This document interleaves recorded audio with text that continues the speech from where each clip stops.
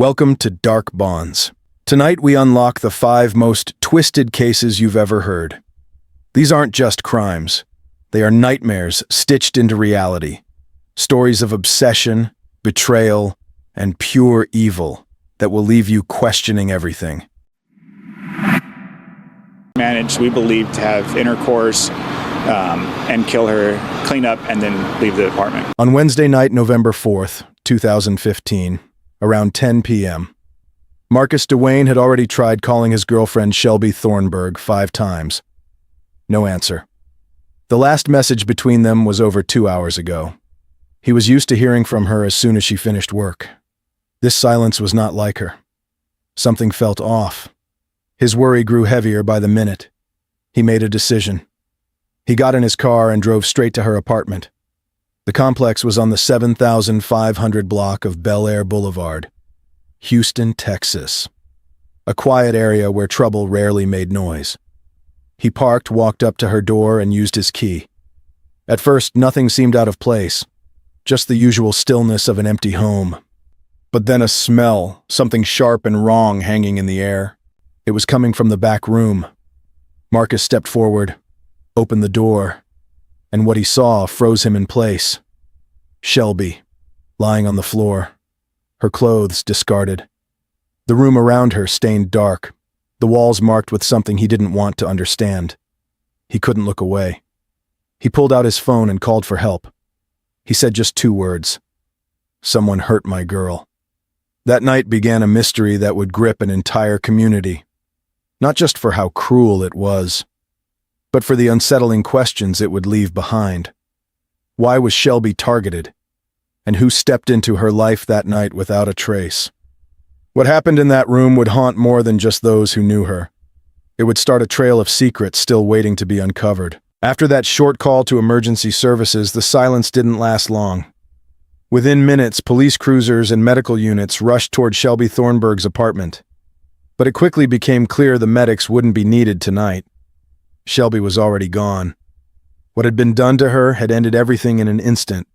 She had been attacked with a blade so sharp and so precise it left a deep wound stretching from one side of her neck to the other. No one on that team of medics could undo what had been done. This night belonged to law enforcement.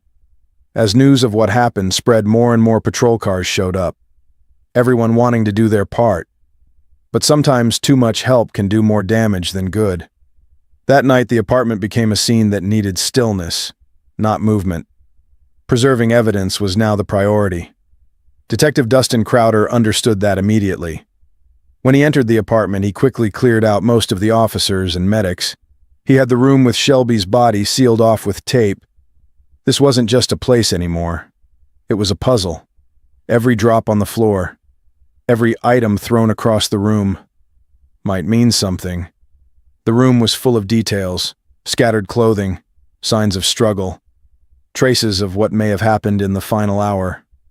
And yet, the most important piece was missing. There was no blade, no trace of the weapon. And that disturbed Crowder deeply. He didn't wait. He turned to the man who had found her, Marcus Duane. Marcus explained he had arrived around 10, found her like that, and immediately called for help. But the detective wasn't convinced. Something felt off. The scene made one thing clear. Shelbey had not been caught off guard. She had been with someone intimately. Her clothes were laid out in a way that suggested comfort, not chaos. And the way her body was positioned, lying face down, told Crowder she had trusted whoever had last been in that room. That left 2 possibilities. Either Marcus had been with her, and something between them went very wrong, or someone else had been there, and Marcus had arrived later, after it was already too late. But one thing didn't sit right. When Marcus spoke, he didn't act like a man surprised or shaken to discover she had been with another person.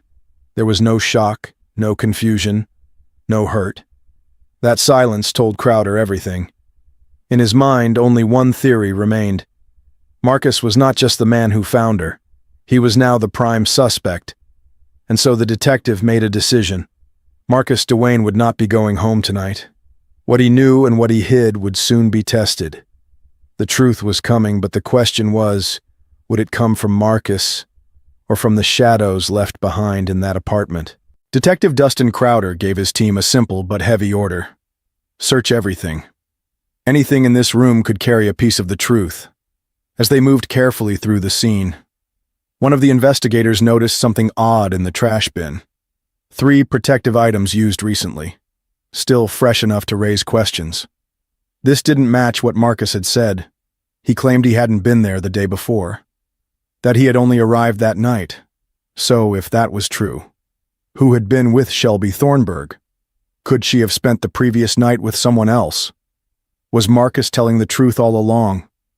Or was something much stranger unfolding in that room? By 4 a.m., the team had completed their work. Fingerprints collected, evidence bagged, every surface checked. But one final task remained, and it was the hardest of all. One officer was assigned to deliver the call no one wants to make, to tell a family that their world had changed. They reached out to Shelbey's older sister, Kristina Scott, who was living in Alabama. When Kristina picked up the phone, she didn't know her life was about to split in two.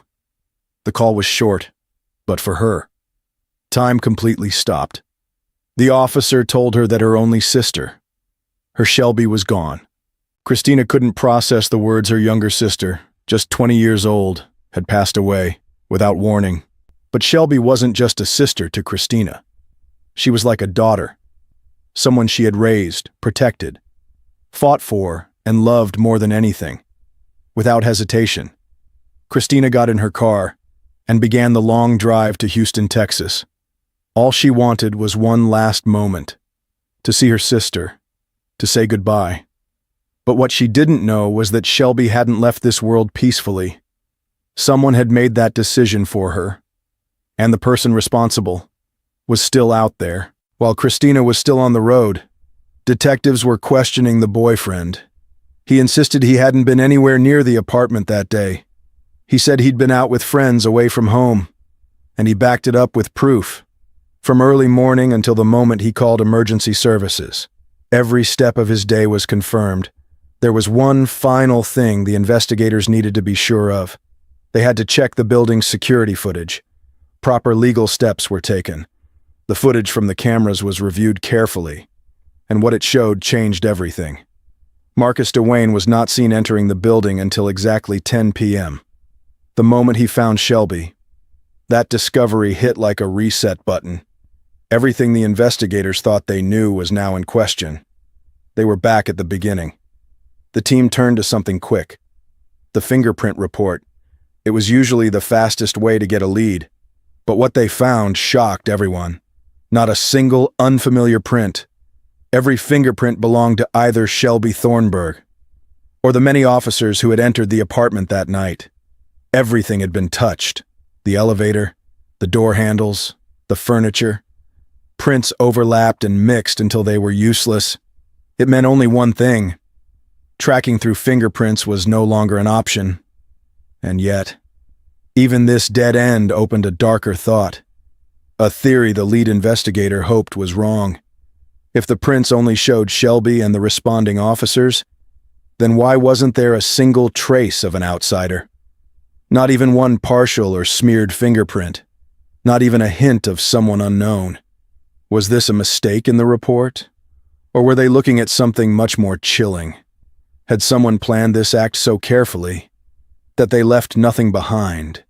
And if so, whoever stepped into Shelbey's apartment that night knew exactly what they were doing. When Kristina Scott arrived in Houston and learned what had happened to her sister, she didn't hesitate. She looked Detective Dustin Crowder in the eye and said a name, Marcus Duane. To her, there was no mystery, no hesitation. He was the reason her sister's life took such a violent turn. He was the one who ruined her dream. Not just once, but again and again. The detective asked her why. Why Marcus? Why so certain? Kristina's voice didn't shake. She said because he controlled everything. Because she had watched him destroy her sister from the inside out. That's when Crowder asked her to go deeper. He wanted to know who Shelbey really was, the version only a sister could describe. Her name was Shelbey Robert Thornburgh, born on August 18, 1995. Her life didn't come with soft beginnings. She was raised in a home that constantly felt like it was about to fall apart. Her father, Robert, was addicted and spent years behind bars, in and out, never stable, never safe. Her mother, Lizzie, slipped into depression and by 2002 became dependent on pain medication, barely functioning and emotionally gone. By the time Shelbey was 6 or 7, CPS had already been to the house, reports of neglect, signs of harm, and a home unfit for either of them. Kristina was just a child, but she stepped in, took charge, worked odd jobs, cut grass for $20, anything to feed and protect her little sister. But in 2006, they were separated. Kristina was placed in foster care. Shelbey was left with their father, and that was when the worst began. She was drawn into things no teenager should face, used, manipulated, pushed into dangerous situations all before she even turned 16. In 2009, at just 14, she discovered she was pregnant, a consequence of the life she had been trapped in. She tried to raise the baby, but she couldn't. Eventually, she gave the child up for adoption and sank into depression that stayed with her for years. In 2012, her mother passed away at only 38, and that loss broke what was left of Shelbey's heart. In 2013, she tried again. A fresh start. She joined a gym and lost over 180 pounds, found a new confidence, and dreamed of becoming a model. But her body carried reminders of her past. Loose skin, scars, and she started saving for cosmetic surgery, hoping one day she could truly start over. In 2014, she moved to Houston, Texas, hoping for a clean beginning. There she met a woman who introduced her to a world of paid companionship, and slowly she entered that world. That same year, she was arrested for solicitation, spent 33 days in jail and paid a fine. Still, she kept pushing, putting up ads, working long hours, trying to earn enough for her surgeries. And then Marcus Dwayne Johnson, known as Mark D., entered her life. At first, he played the role of the perfect boyfriend, took her on trips, bought her gifts, smiled in every photo from Vegas and the Bahamas. But it was a mask. By summer 2015, she was moved into a small apartment in the Conquistador complex, a place arranged to keep things running smoothly. There was a small mattress in the living room, used for meetings with clients. In June 2015, she was arrested again. The second charge weighed heavily on her. She told Kristina she was trying to find a lawyer, that she wanted out. But by November, she was still under Marcus's control, still working, still chasing the money for surgery, still stuck in the same cycle that had led her straight into danger. And no one knew that the next turn would be her last. While Kristina continued sharing her sister's life story, Detective Dustin Crowder was focused on something else. He was connecting pieces, trying to answer the questions that had been haunting him since day one. And finally, he got his first answer. Why hadn't Marcus Dwayne shown any real shock when he found out his girlfriend had been with someone else that night? Because simply she wasn't cheating on him. She was working, and Marcus, whether directly or quietly, was most likely involved in that world too. But that was only the first piece, and it opened the door to dozens more. If Shelbey Thornburgh was doing this work with his knowledge, then why was she targeted in such an extreme way? Was someone sending a message, trying to hurt Marcus by hurting her? Or had something gone wrong with whoever was with her that night? And the biggest question of all, was Marcus simply aware of her work? Or was he managing it? Detective Crowder knew the answers were all in one place, inside the mind of Marcus Dwayne. That's when he made his decision. Marcus needed to be brought in again. But first, Crowder needed to know exactly who he was dealing with. His full name, Marcus Dwayne Johnson. He had a long record tied to drug-related cases. He was known for something else entirely. He was rumored to run one of the city's most organized rings, specializing in arranging women for wealthy men. To the girls he worked with, he was both protection and control. But the way he operated was different from the usual. He didn't use threats at first. He used charm. He picked girls who were beautiful but vulnerable, Girls who came from hard lives. Girls like Shelbey.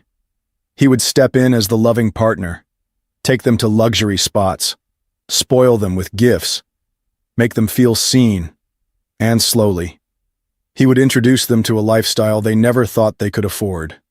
At first, he'd ask them to accompany wealthy men to public outings. Nothing more, just appearances.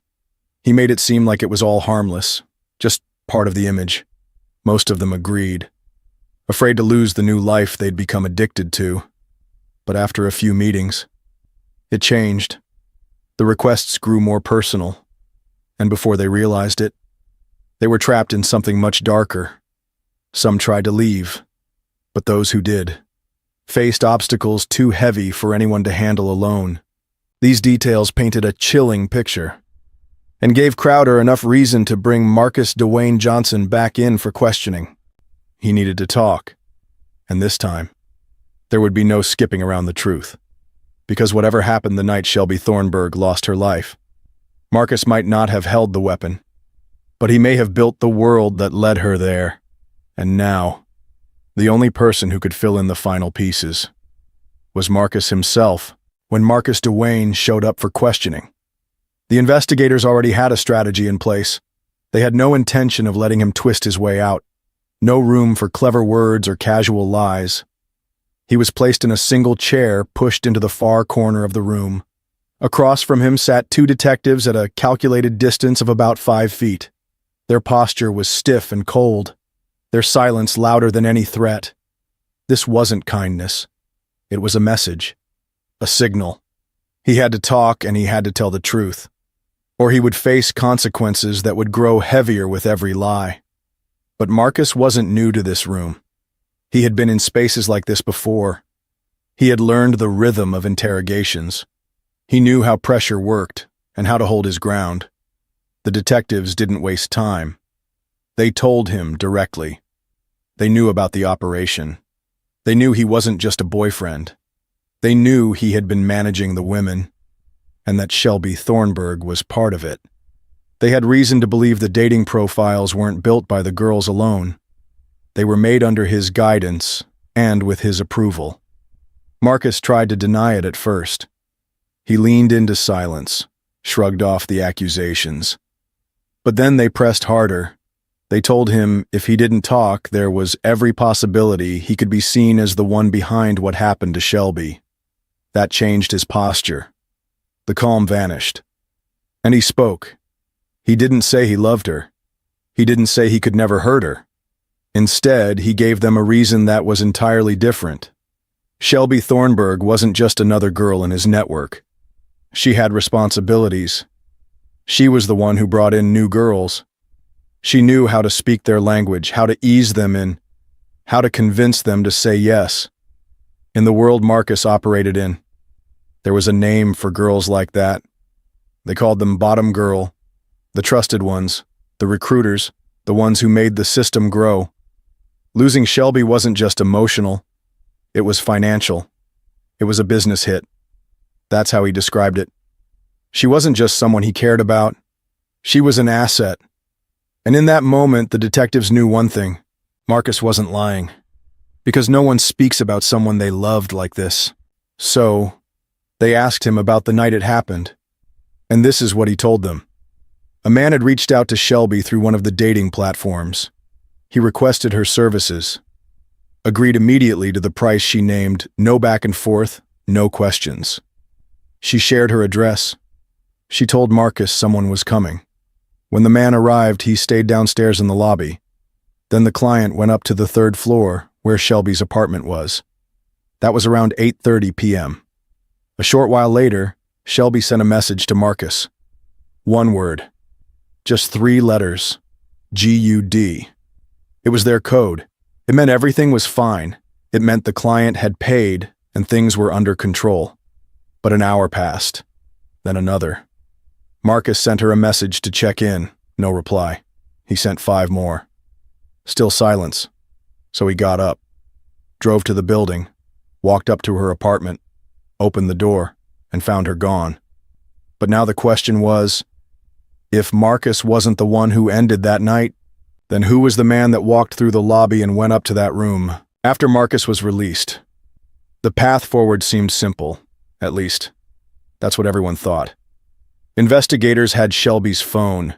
They had footage from the building, and soon they would have a DNA report collected from Shelbey's body, especially since the meeting that night had turned physical. Knowing that the lab report would take time, detectives started with the most immediate lead: her phone. They traced the number that had contacted Shelbey, the last person to speak to her, and what they found was the first of many puzzles to come. The number came from a burner phone, a prepaid device purchased over a month earlier from a Walmart in another state. When they reached out to Walmart, they hit a wall. The security footage had already been erased. Was it coincidence? Or did this man know that security recordings are deleted after 30 days? Either way, detectives didn't stop. They kept digging and began tracking the phone's signal in the days leading up to Shelbey's final night. What they discovered was disturbing. The phone had only been turned on the same day the man met with Shelbey. It was used to send her a few short messages, then shut off completely. But that wasn't all. The phone had also been used to contact several other women, each of them almost identical in profile to Shelbey. Petite, blonde, pretty. He offered them the same amount, requested the same service, said the same phrases. This opened a darker possibility. Was this man hunting for women who fit a specific image? Was Shelbey simply the one who said yes? The questions kept piling up, and none of them had answers. So detectives went back to the building's cameras, and this time, they watched the footage frame by frame. They saw a tall man wearing sunglasses indoors, a deliberate choice to hide his identity, walk into the lobby, pause, look at his phone, wait 5 minutes, then head upstairs to Shelbey's apartment. He stayed for 23 minutes. Then he walked out, wearing the same clothes, but with his hands in his pockets like he was holding something. On one hand, this was a breakthrough. They had him on video. But on the other, it raised new questions. What kind of man walks into a woman's apartment, undresses, has an intimate encounter, ends her life, gets dressed, and walks out all in under half an hour? And more importantly, how did he manage to leave no trace of himself? No blood, no fingerprints. Nothing. Detectives began to believe that this wasn't just any man. He might be a professional, someone trained, precise, efficient. A hitman sent for one specific job. Or maybe he was something else entirely. That answer was expected to come from the DNA report. Unlike the fingerprint evidence, which had been compromised by dozens of responders, the sample taken from Shelbey's body remained untouched. No one else had laid a hand on her except the one who walked into that room and vanished without a name. After months of waiting, the DNA report finally arrived. Alongside the official autopsy results, both documents were supposed to bring clarity. Instead, they did the opposite. The medical report confirmed what investigators already suspected. Shelbey Thornburgh had suffered a deep cut to the neck, approximately 11 centimeters long, delivered with force so brutal it fractured bone. The report also suggested the tool used was a very sharp blade, precise enough to reach bone and powerful enough to break it. But the real twist came with the DNA results, and it wasn't the twist anyone expected. There was nothing, no trace of a foreign body, no skin cells, no saliva, nothing to suggest that anyone else had made contact with Shelbey's body. That is, until 2 nearly invisible strands of hair were discovered on her back. So small they were almost missed during initial analysis, likely clinging to her skin while she struggled during the final seconds of her life. But what they found next made things even stranger. One hair was dark, either black or dark brown. Clearly not Shelbey's. She was blonde. The second strand, even more unusual, was from a female, also not belonging to Shelbey. Both strands were sent for analysis, and both results came back with the same answer. No matches in the CODIS database. Whoever they belonged to was not in the system. Now, detectives had something, but at the same time, they had nothing. So they turned to the only option left. They released the building footage to the public. hoping that someone somewhere might recognize the man seen entering Shelbey's apartment on that night. 4 months passed. The video went viral. Tips poured in. People thought they recognized him, a co-worker, a neighbor, a stranger they passed in the grocery store. But none of the leads could be confirmed. None of the identifications held up. Still, investigators didn't give up. They knew the man they were looking for wasn't just lucky. He was methodical, trained, fast, and most likely had experience in law enforcement or even a military background. Because what happened inside that room took less than half an hour and left almost no evidence behind. At that point, the FBI was brought in, and their focus was different. They weren't just asking how, they wanted to know why. Because in cases like this, the motive often reveals the person. So they started looking into Shelbey's life, not through Marcus, but around him. And what they found changed everything. Shelbey Thornburgh had a second legal case. She had been looking for a lawyer, because the charges this time were more serious, and the outcome would likely be worse. But something unexpected happened. Without warning, the case was dismissed. Not because of a legal technicality, but because the officer who arrested her did not show up to court. In the world Shelbey was part of, that kind of dismissal usually means one thing. She may have been working with law enforcement, an informant, someone trying to escape the life she was trapped in by helping bring down the system from the inside, especially when just weeks after her case disappeared, a large group connected to that same world was arrested. It was a network Shelbey knew intimately. The FBI neither confirmed nor denied this possibility. They never said whether she had been helping them or if she had been marked for it. And to this day, the case remains open. No arrests, no justice, just questions that never seem to end. And in the middle of it all, one woman whose past might have been her only way out, but also the reason she never got the chance to escape. Catherine Wells Burr was murdered, but not in the heat of the moment or as a result of a row or a dispute. She was murdered as a result of a meticulous plan that was worked out over many months. Wednesday morning, September 12th, 2012. In the quiet countryside of Somerset, England, the roads of Ashill near Ilminster lay almost deserted.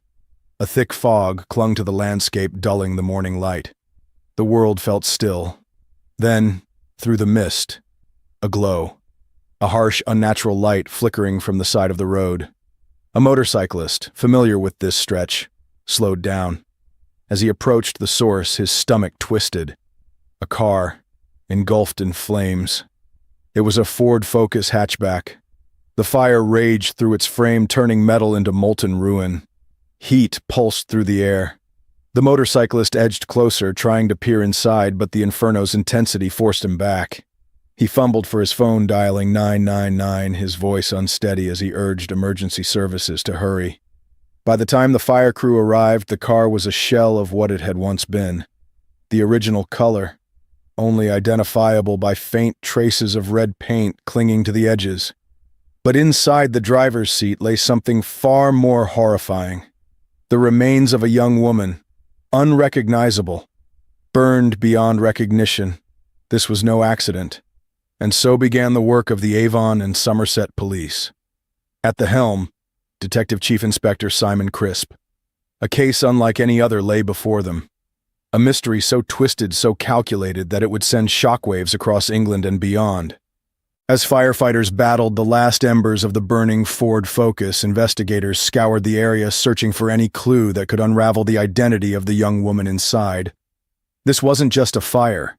This was something far more sinister. At that same moment, miles away, Rafal Nowak had already arrived at work. It was 5:49 a.m. He worked at Pneumatic International Limited, a factory in Somerset. As always, he waited for a message from his girlfriend, the woman he expected to check in with him each morning. But today was different. Catherine Wells Burr never sent that message. Catherine wasn't just anyone. At 23 years old, she had built a promising future for herself. She worked at the same company as Rafal, but in a very different role. While he worked in the factory floor, Catherine was a business analyst. She had a career, a home, and dreams she was determined to achieve. An hour and a half passed. Nothing. Rafal's fingers tightened around his phone as he called Philip Wells-Burr, Catherine's father. He worked at the same company. Maybe she had contacted him, but Philip told him that she hasn't been in touch. Rafal's response was immediate. He explained that when he left home, Catherine was still asleep. He had kissed her goodbye before heading to work, taking a taxi since his own car wasn't working. Concern spread quickly. Philip called his ex-wife Jane Wells-Burr, asked her if she has heard from Catherine. The answer was no. The last time they had spoken was yesterday. Catherine had told her mother she was going grocery shopping with Rafal. That was it. The more Jane thought about it, the more a knot of unease settled in her stomach. She decided to go to Willow Way in Chard, Somerset, Catherine's home. Philip agreed to meet her there. When they arrived, Rafal was already waiting. The house was eerily quiet. Inside Catherine's bed showed signs that someone had slept there, but Catherine was nowhere to be found. Panic set in. Jane grabbed her phone and called the police. She had to report her daughter missing, but something strange happened. As she spoke to the authorities, Rafal stepped outside. He lowered his head, placing it in his hands. His shoulders trembled. The weight of the moment was crushing him, or so it seemed. Jane approached him, wrapping her arms around him, trying to offer comfort. She assured him the police would find Catherine. Maybe she had gone out and her phone had simply died. Then he whispered something, words that sent an icy shiver down her spine. He told her mom that he told her not to leave him, and his future is ruined. Jane pulled back. Something about his tone, something about those words unsettled her. When the police arrived, she didn't hesitate. She pointed at Rafal and made her feelings clear. She told the police that she think he had something to do with this. Authorities took Rafal into custody for questioning. As they drove him to the station, an alert went out to all police departments. They needed reports of missing persons. They needed to know if anyone had reported a red Ford Focus stolen or missing. At the station, Rafal was asked a simple question. They asked him if his girlfriend owned a car. He replied that she have a red Ford Focus. The atmosphere in the room shifted. The investigators exchanged glances. This wasn't just a missing persons case anymore. It was something far worse. Inside the interrogation room, Rafal insisted on his version of events. He had been at work early that morning. He had left Catherine asleep. Hours later, his alibi was confirmed. Neighbors had seen him walking to work. Security footage placed him at the factory. By the time the questioning ended, police no longer saw Rafal as a suspect. They saw him as a witness. Meanwhile, across town, Catherine's family received the news that would shatter their world. Their daughter wasn't missing anymore. She was gone. After leaving the police station, Rafal Nowak made his way to the home of Catherine Wells-Burr's father. The house was filled with grief. Family and friends had gathered. Catherine's small but close-knit family of a father, mother, and sister, surrounded by those who loved her. Despite the pain in the room, Jane Wells-Burr, Catherine's mother, was the first to welcome Rafal. Guilt weighed on her. She had accused him earlier, but now the police had cleared him. She tried to comfort him, holding on to him as if reassuring herself that Catherine had truly loved him. Catherine had seen a future with Rafal despite their differences. He was 8 years older than her, a Polish immigrant building his life in England. Their cultural backgrounds and lifestyles weren't the same, but none of it had mattered to her. She had loved him enough to buy a £250,000 house together. Enough to take out a joint life insurance policy worth £123,000. In her eyes, he was her partner for life. As emotions ran high in the Wells-Burr home, Detective Chief Inspector Simon Crisp was elsewhere, inside Catherine's house. He searched for anything that could shed light on what had happened to her. There were no signs of forced entry, no struggle. The home was spotless, everything in its place. It was as if nothing had happened. That only made things more unsettling.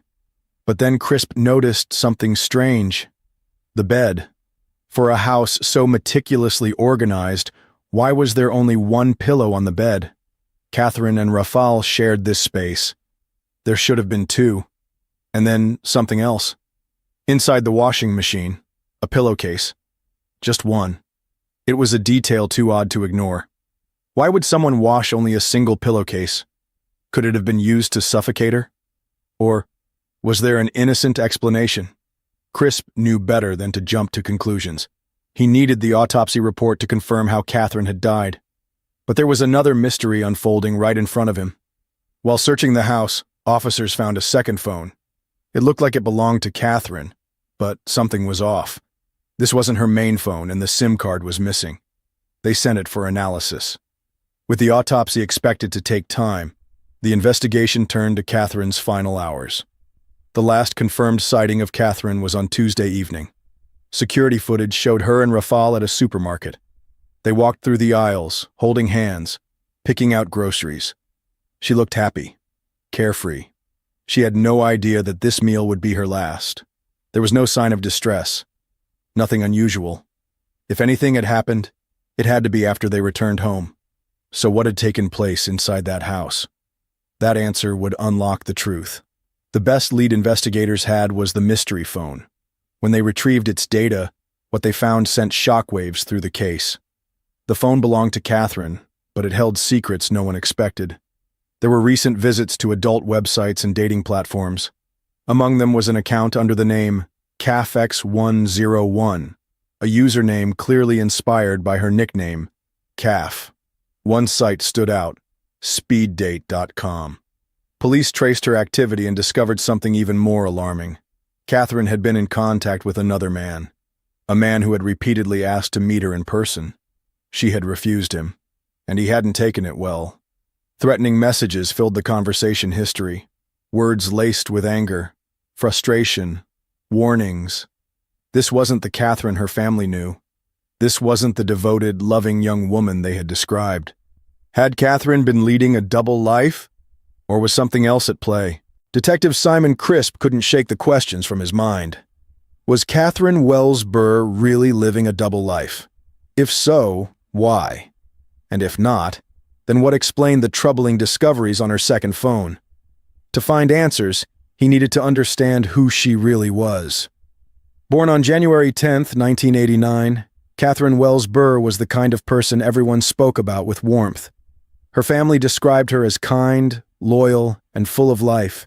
She was hardworking, ambitious, and deeply devoted to her loved ones. She wasn't just a daughter. She was her parents' pride. A young woman who had always set goals and met them with determination.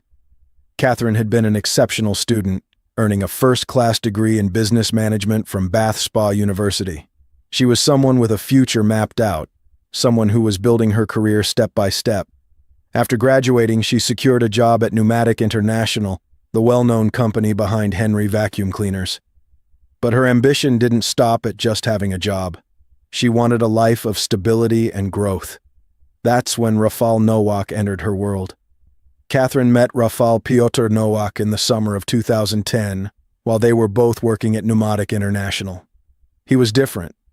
Older, confident, covered in tattoos. A man with a mysterious past. She was drawn to him. Nowak was a Polish immigrant whose life had been far from easy. He had married young in Poland and had a teenage son. But work was scarce, and financial struggles weighed him down. His troubles ran deeper than just money. In Poland, he had been involved in a serious car crash while driving under the influence. He was fined £6,500 because his insurance wouldn't cover the damage. In 2007, he left Poland for Ireland, seeking a better life. But he didn't stay long. In 2008, financial strain ended his marriage. Before leaving Poland permanently, he was convicted of assaulting his ex-wife. By September 2008, he had moved to Somerset, England, hoping to start fresh. No one could say for sure how much Catherine knew about Rafal's past. Did she know about his troubled history in Poland? His criminal record? His failed marriage? Or did she only see the man in front of her, the one she had fallen for?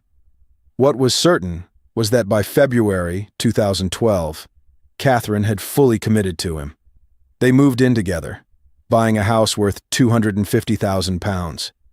They even took out a joint life insurance policy worth £123,000. To her, this wasn't just a relationship. This was her future. Detective Simon Crisp had spent days trying to untangle the contradictions in Catherine Wells Burr's case. Everything about her past pointed to a hard-working, loving young woman devoted to her family and her boyfriend. There was no sign of deception, no hint of a double life. Yet, someone had carefully built an online identity that portrayed her as something else. Someone had painted a picture of Catherine as a woman leading multiple relationships, a woman who played with people's emotions. This didn't add up.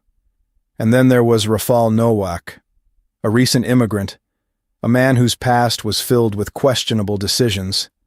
His relationship with Catherine had been serious, a home, life insurance, a future. But could he have had a reason to betray her? If he did, the police couldn't prove it. The evidence was airtight. CCTV footage confirmed he had been at work that morning. Neighbors had seen him leave the house. For Crisp, it was like a puzzle with a missing piece. So, he returned to the second phone again. If this was the key to unmasking the truth, he needed to go deeper. This time, they would trace the IP address linked to the accounts that had portrayed Catherine in a false light. The results came in fast. All the accounts, all the messages, had been created and sent from a single location: South Street, Taunton, England. This meant one of two things. Either Catherine had been secretly living in a second home, something no one believed, or the real culprit lived there, and had been orchestrating something far bigger than anyone realized. It didn't take long for police to pinpoint the exact address. And when they did, the entire case turned on its head. The house on South Street belonged to Anna Lagwinowicz. She was Polish, 32 years old, and had been living in England since 2006. She had no criminal history, no signs of trouble, but there was one connection that changed everything. A deep dive into her past revealed shocking details. She had moved to Taunton, Somerset in 2006, living with her boyfriend, her uncle Tadeusz Dimitrician, and another tenant. When the detectives dug deeper to find out who her boyfriend was, they discovered that Rafal Nowak was the one she had once been in a relationship with. Rafal Nowak had been her partner from 2008 to 2010. Their relationship had ended when Rafal met Catherine. Or at least, that's what Catherine believed. Because police uncovered something even more unsettling. Anna and Rafal had continued seeing each other in secret until 2011, 1 year into his relationship with Catherine. And when Rafal officially moved in with Catherine in 2012, Anna had refused to let go. She had stalked him. Police records showed that Anna had not accepted the breakup. She had tried repeatedly to contact Rafal, following him, sending messages, refusing to be forgotten. Now, the pieces of the puzzle were coming together. Had Anna Lagwinowicz plotted revenge against Catherine? Had she created the fake dating profiles, making it look like Catherine was cheating to damage her reputation? Had she lured Catherine into a trap, all in a twisted plan to remove her from the picture and reclaim Rafal? It seemed logical. It seemed like the case was solved. But what the detectives were about to uncover next would change everything. Before investigators could knock on Anna Lagwinowicz's door, the autopsy report arrived. The cause of death: asphyxiation. This changed everything.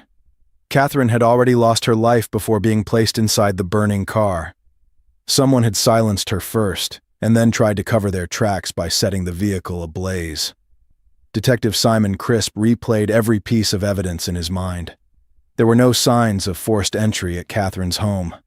The bed had only one pillow. Was the missing one used to suffocate her?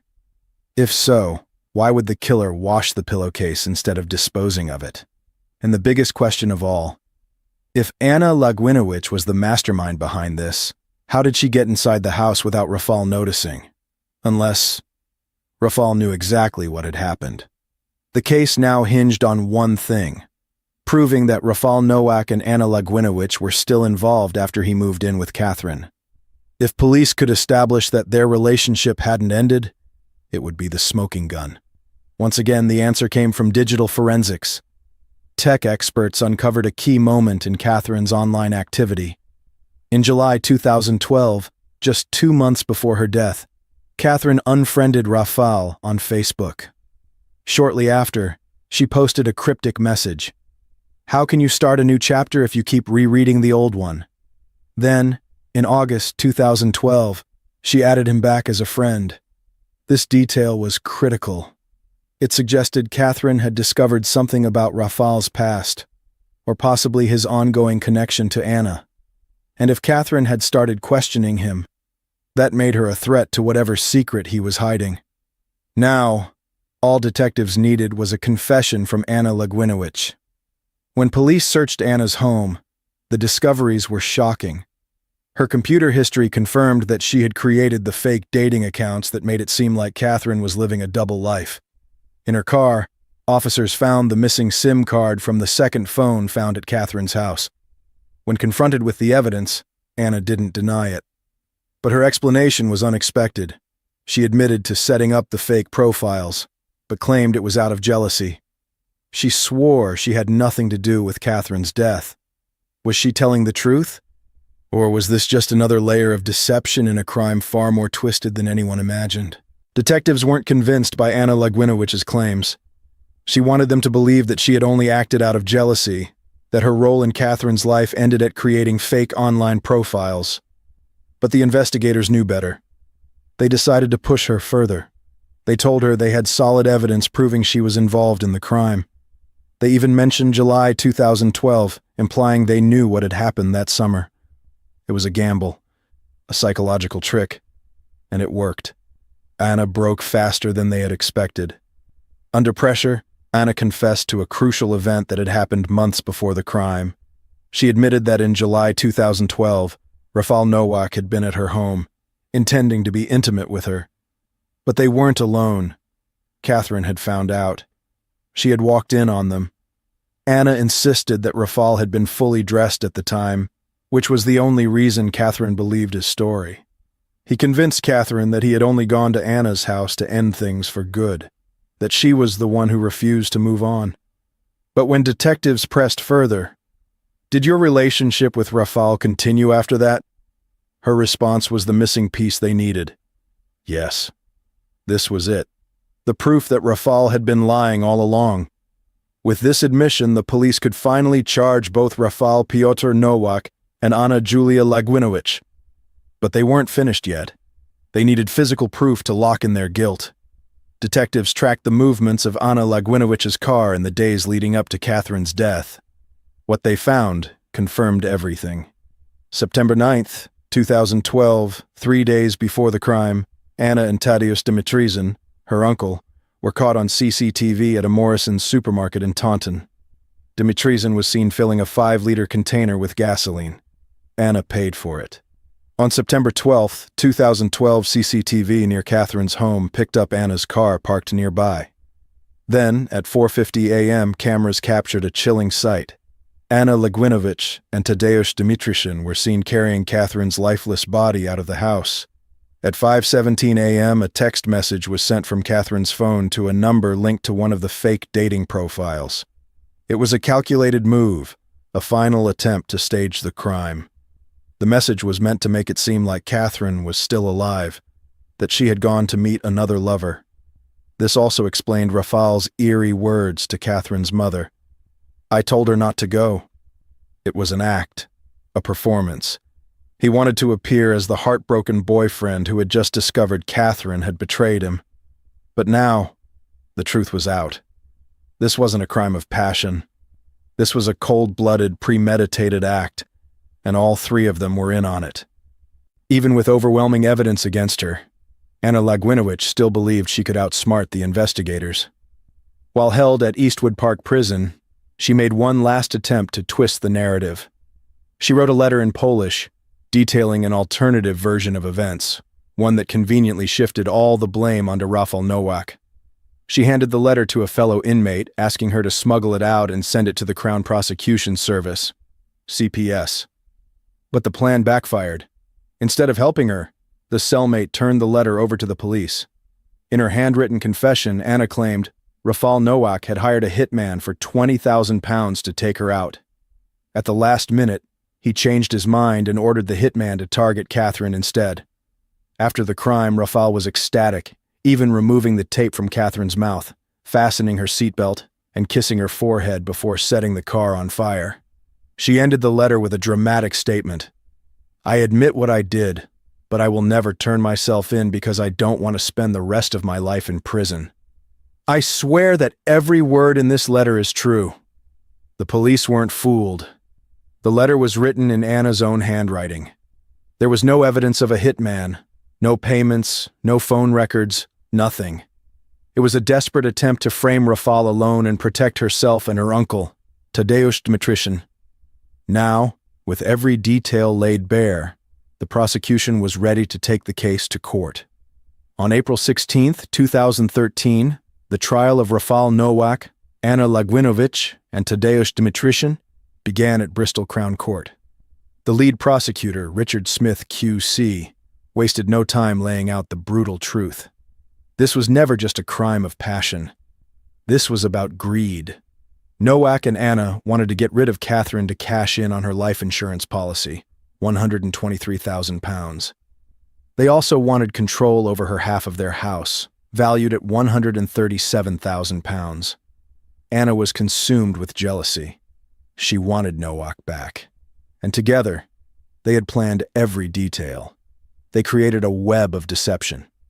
Anna set up fake dating profiles to make Catherine look unfaithful. They used prepaid SIM cards to stage fake messages. They made their final preparations. On September 9, 2012, Anna and Tadeusz Dmitrician went to Morrison's in Taunton. Dmitrician purchased 5 liters of gasoline. Anna paid for it. The night of the crime, September 12, 2012, 2 a.m. to 3 a.m. Nowak set his alarm to vibrate so Catherine wouldn't wake up. The prosecution believed he suffocated her using a pillow, preventing her from making a sound. A missing pillow from the bed was never found, but a matching pillowcase was discovered freshly washed. Damage to the headboard suggested Nowak may have braced himself with his foot while pressing down. 4:50 a.m., Anna and Tadeusz Dmitrician arrived at Catherine's home. They carried her body out and placed it in her red Ford Focus. 5:10 a.m., Nowak left for work, making sure to be seen by neighbors. A witness noticed that Catherine's car was already gone, further proving she didn't leave on her own. 5:17 a.m., Anna sent a fake text from Catherine's phone to the prepaid SIM card they had set up. This was meant to suggest that Catherine was still alive and meeting another lover. 6:22 a.m. motorists reported a burning vehicle on the A358 in Ashill, Somerset. Firefighters arrived to find Catherine's body inside. 7:40 a.m. Anna was seen at a recycling center in Bridgewater, likely disposing of evidence. 8:20 a.m.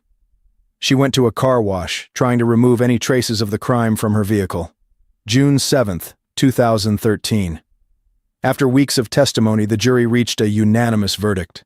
Rafal Nowak, guilty Anna Lagwinovich, guilty Tadeusz Dmitrician, guilty the sentence life in prison with a minimum of 32 years for all three. Catherine's family finally had justice. But their loss was permanent. A young woman with a bright future had been taken, not in a moment of rage, but through a cold, calculated plan fueled by greed and jealousy. And despite their efforts to cover it up, truth had prevailed. On Monday morning, September 14, 2015, at exactly 10 a.m., Rachel Johnson got a call from her mother, Susie Slanker. Her voice was tight. Her words hit like a cold wave. She said Rachel's sister hadn't called her since Friday. That was the day she told her they were heading up to their cabin for the weekend. The whole family, her sister, her husband, the kids. The cabin sat off Highway 193 deep in Greenwood, El Dorado County, California. They'd gone quiet. No calls, no texts. Their phones were off. They had already reached out to the local authorities, but Susie and her sister decided they couldn't just wait. They needed to see the place for themselves. They asked Rachel to come, and she didn't hesitate. As they drove toward the cabin, something in the air changed. Smoke. It was thick, sharp, like it had been sitting there for hours. It didn't feel random. It felt like a warning. And when the cabin finally came into view, Rachel's heart sank. She didn't even make it to the front door.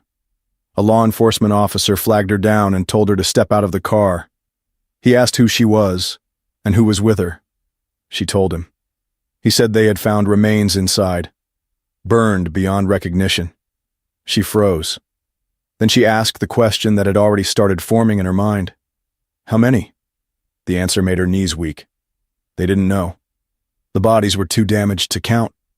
Rachel walked back to the car, every step heavier than the last. Her mind raced. Was it Adam, her sister's husband? Was it Gavin, the youngest? Or Nolan, her stepson? Or was it Molly, her sister? And if it was, what happened up there? While Rachel sat in the car trying to explain to her mother and aunt what she had just been told, her voice shook. That maybe someone in the family was gone, or worse, that maybe all of them were. Inside the scene, officers moved carefully through the scorched remains. They had spent 2 full days just waiting for the fire to cool enough to even step foot on the land. The flames hadn't just eaten the cabin. They had swept across 3 full acres. Nothing could be touched until it was safe. Now, with the smoke finally thinning, they began trying to piece it together. What happened here? The cabin had no electricity, no plumbing. It looked like the family had been working to restore it, which meant one thing. The blaze wasn't caused by faulty wiring. Could it have been the generator or a gas cylinder? They started to form theories, but none of them held for long. Then one investigator spotted something buried under ash. A small skull. It belonged to a child, and it had been struck by a bullet. In that moment, the case changed completely. This wasn't just a cabin fire anymore. This was the start of something far more chilling. Something that would leave the entire country stunned. And it was only the beginning. The moment they found the bullet lodged in the child's skull, everything changed. No more slow steps. No more waiting. This was no longer just a burned cabin. It was something far darker. Homicide investigators were called in. Investigator Joe Ramsey took over. He was sharp, focused. From the minute he stepped onto the scene, he started building the story. Even with the cabin completely destroyed. Even with the fire having swallowed almost every trace of evidence. But not everything was gone. There was one clue that stood out. A Dodge, parked just outside the burn zone. Worn out. Faded. But the license plate was still visible. That was all Ramsey needed. The name tied to the car and the property was Adam Buchanan.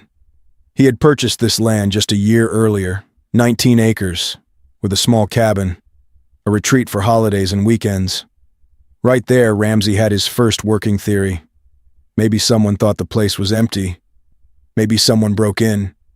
Maybe Adam's family showed up at the wrong time. It made sense.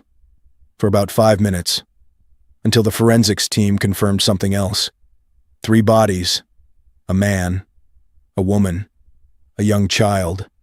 But then another twist came out of nowhere. While one investigator searched through what was left of a trash bin, he found a fast food bag. Taco Bell. Inside it were 4 cups and a receipt. That meant one of 2 things.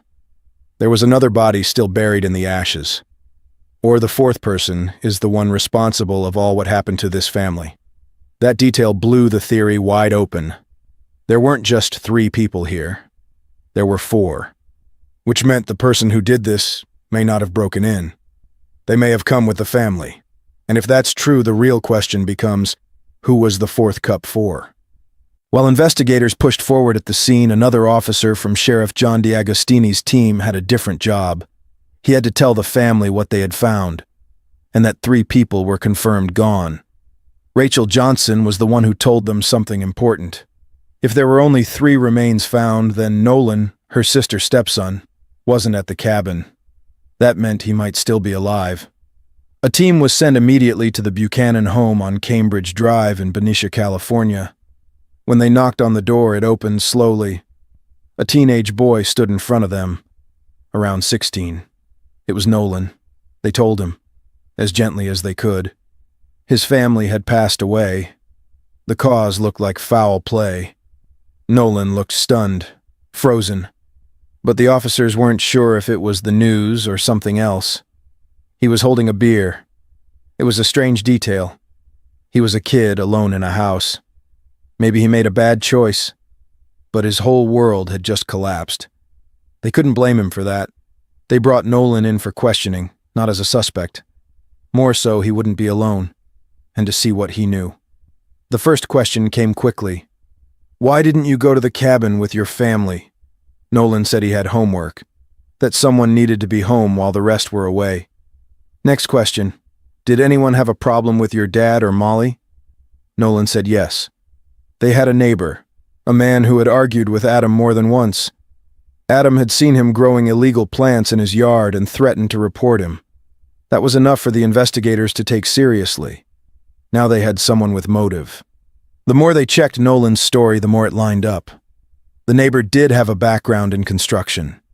He had been competing with Adam's company for years. Ever since the economic crash in 2008, both of their businesses had been struggling. It made sense. The tension, the money, the threats. And then came one more piece that made the theory feel locked in. The neighbor was an immigrant, and during that time there had been a rise in deadly incidents linked to undocumented groups. The theory was simple. The neighbor lured Adam to the cabin to settle their feud. Things turned dark. He ended it, then torched the place to cover it up. It all seemed to fit. Joe Ramsey didn't waste time. He went to the neighbor's house himself, but what he found changed everything. The neighbor wasn't home. He wasn't even in the country. He had left more than a month ago, closed his business, cleared out completely. When Ramsey got in contact with him overseas, the man didn't deny the conflict. In fact, he confirmed it. He said his wife had talked to him about it, that Adam had been right. And before he left the country, he removed every illegal plant from his yard. He was planning to apologize. Investigators confirmed every part of his story, and just like that, the strongest theory they had collapsed. They were back to square one, but something still wasn't right. Something was missing, and Ramsey couldn't shake the feeling that the truth was closer than they realized. Joe Ramsey made the call to the neighbor while standing right outside his house. The man's wife was there listening. Nothing felt off. Everything checked out. But Ramsey's instinct wasn't ready to let go. Before leaving the area, he turned and looked across the street. There it was. Adam Buchanan's home. From a distance, something caught his eye. A Ford F-150 pickup parked in the driveway. Clean. Solid. In good shape. But that raised a new question. If Adam owned that truck, why didn't he take it to the cabin? Why take the beat-up Dodge instead? Ramsey stepped closer. That's when he noticed something that didn't fit. The tires on the Ford were packed with dried mud. Not splashed, not just dirty. Caked. Why would the truck look like that if it hadn't been used recently? Had Adam taken it to the cabin before and not cleaned it? Or was there another reason altogether? Ramsey brought it up when he sat down with Nolan again. Why didn't your dad take the Ford? Nolan didn't flinch.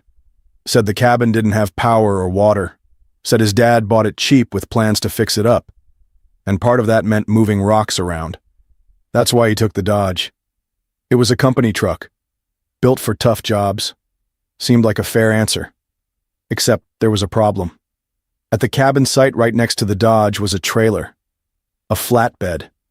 Which meant Adam was hauling the rocks on the trailer. So why not use the Ford to pull it? Why choose the older truck when the newer one was parked right at home? That one detail cracked something open. There were too many small pieces not fitting. Ramsey knew it was time. He started the process to get a warrant to search both the home and Adam's construction company. But even that wouldn't be enough. Not unless he understood who Adam Buchanan really was. Who Molly McAfee was. What kind of life they lived.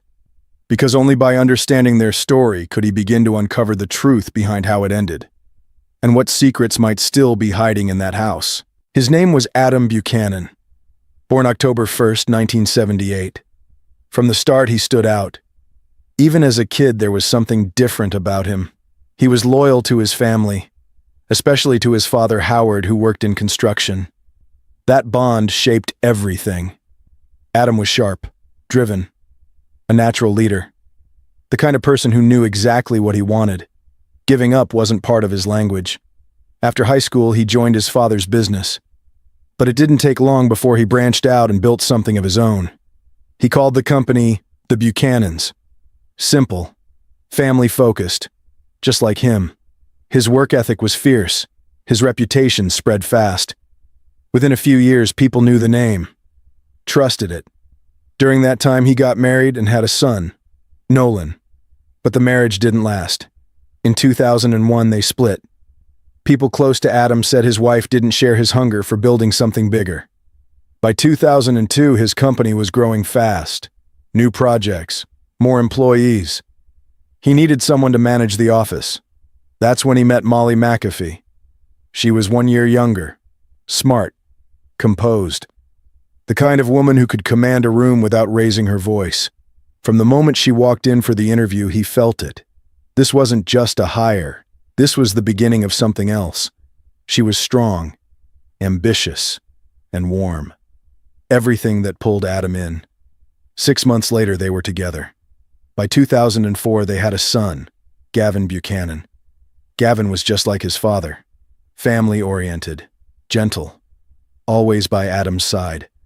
Neighbors said they saw them out together constantly, working in the yard, playing, laughing. On the other hand, Nolan had grown into a polite, well-spoken teen. He was protective, especially of his younger brother. And he looked up to Adam like a hero. To anyone watching, they were the perfect family. In 2010, Adam rebranded the business, Buchanan and Sons. He told his boys this was their future, that one day the company would be theirs. But the good years didn't last. When the economic crisis hit in 2008, the housing market collapsed. Construction work dried up. Adam's company took a hard hit. They went from 35 employees to 5, and the business sank into over $35,000 in debt. That pressure changed him. At home, things got tense. The fights between Adam and Molly grew louder. Even Molly's mother later said she feared one of them might snap. Molly began keeping a journal, recording the arguments, the patterns, the things she didn't say out loud. Sometimes she left the house and stayed with her mom, but she always came back. She still believed in the man she married. She knew the pressure was warping him. Inside the house, the boys could feel everything shift. And one day Nolan asked his grandfather what was really happening at the company. The truth hit hard. The business was failing. They might have to shut it down. Nolan didn't take it well. He got angry. Said that was unacceptable. That they had to fix it. He didn't want to lose what they had built. He didn't want to lose the legacy tied to their name. But the pressure was building. And something inside that house was starting to break. What no one knew was just how far the cracks would go. The first stop was the house. The Ford truck was the first thing Ramsey wanted to look at. Photos were taken of the muddy tires. The hope was to match them to tracks at the cabin site. But there were no tracks left. The fire had erased everything. Next stop, the company. They searched everything, offices, files, desks. At first, nothing stood out. Until just as they were about to leave, one investigator noticed something. One of the surveillance cameras was angled toward the parking lot. He asked to see the footage. That changed everything. On screen was Adam, backing up the Ford truck, hooked to a trailer, loaded with rocks. That one image flipped the case, because Nolan had said Adam didn't take the Ford. He had said his father used the old Dodge. Why lie about that? Now every detail about Nolan started to look different. Staying home to protect the house? That didn't make sense. He had to know the neighbor he mentioned had left the country weeks ago. And when officers first told him what happened, he didn't act shocked. He acted off, like he wasn't surprised, like he was buzzed. The biggest red flag was the silence. Nolan hadn't called anyone in 3 days. He hadn't reported his family missing. It was Molly's mother who made the call. That silence said more than anything else. So now the case was taking a turn. Investigators called Nolan back in. But this time he wasn't coming in as a witness. When Nolan stepped into the interrogation room this time, the vibe was different. No soft tone, no calm seating. They placed him in the corner. A psychological tactic, meant to make the walls feel closer, and it worked. He shifted in his chair, avoided eye contact. The lead investigator spoke first. "We've got questions. We need straight answers. Someone ended your family's lives. Help us find out who." Nolan didn't speak. He just nodded. "What did you do on September 11th after your family left for the cabin?" Nolan replied that he hung out with his girlfriend and went to the movies. But this time the detective pressed harder. "What was the name of the movie?" That tiny question hit harder than expected. Nolan froze. He couldn't answer. Instead, he shifted the story. Said he went out driving with some friends. Didn't remember the movie. Just needed to get out of the house. That wasn't all. When asked how he paid for food and gas, Nolan said he used his dad's bank card. That changed everything. Because the receipt found at the cabin, the one from Taco Bell with 4 drinks, was also paid using Adam's card, unless Adam had multiple cards. The detective leaned in and told him that they know your dad took the Ford truck to the cabin. "We've seen the footage." But Nolan doubled down. He told them, "That's impossible. If he took the Ford, then how was the Dodge at the cabin? He couldn't have driven both." It was bold for a 16-year-old to challenge trained investigators like that. It almost made his lie sound real. After hours of questioning, they let him go. For now. But they took his fingerprints before he left. Then they called the bank. Adam Buchanan had only one card, and on September 12th at 3 a.m. that card was used at a bar called the Valencia Club. Later that same day it was used again, at a movie theater. That was the missing link. The person using the card was not Adam. Then came the break. Just before they could move forward with charges, something unexpected happened. In a field next to Buchanan Construction Company in Benicia, a group of kids were doing volunteer cleanup. That's when they found it. A woman's purse. Inside it were personal items and an ID card. Adam Buchanan's ID. And nearby, a .22 caliber rifle. Officers moved fast. They collected everything. Fingerprints. DNA. All of it pointed to Nolan. His prints were on the weapon. His DNA was on the items. It was over. On October 1st, 2015, Nolan Buchanan was arrested, right there at his high school in Benicia, California. But this wasn't the end of the story. This was the start of something else. A new chapter, one built on lies and manipulation, and it was just getting started. After his arrest, Nolan Buchanan was placed at the Juvenile Treatment Center in South Lake Tahoe. News that a 16-year-old had wiped out his entire family sent shockwaves through the community. This wasn't just any town. It happened in El Dorado County, one of the quietest areas in California. Low crime, tight-knit, safe. The reaction was immediate. People were angry, confused, demanding justice. And under that weight, prosecutors made a bold decision. They would charge Nolan as an adult. Not as a boy, not as a misguided teen, as a man who planned something cold and permanent. But before they could take the case to court, they needed the timeline to be airtight. Every second had to be accounted for. Investigators dug into the digital trail left behind. The transactions told the story. On September 11th, Adam, Molly, Nolan, and Gavin stopped at a fast food restaurant. They bought enough for 4. From there, they all headed to the cabin.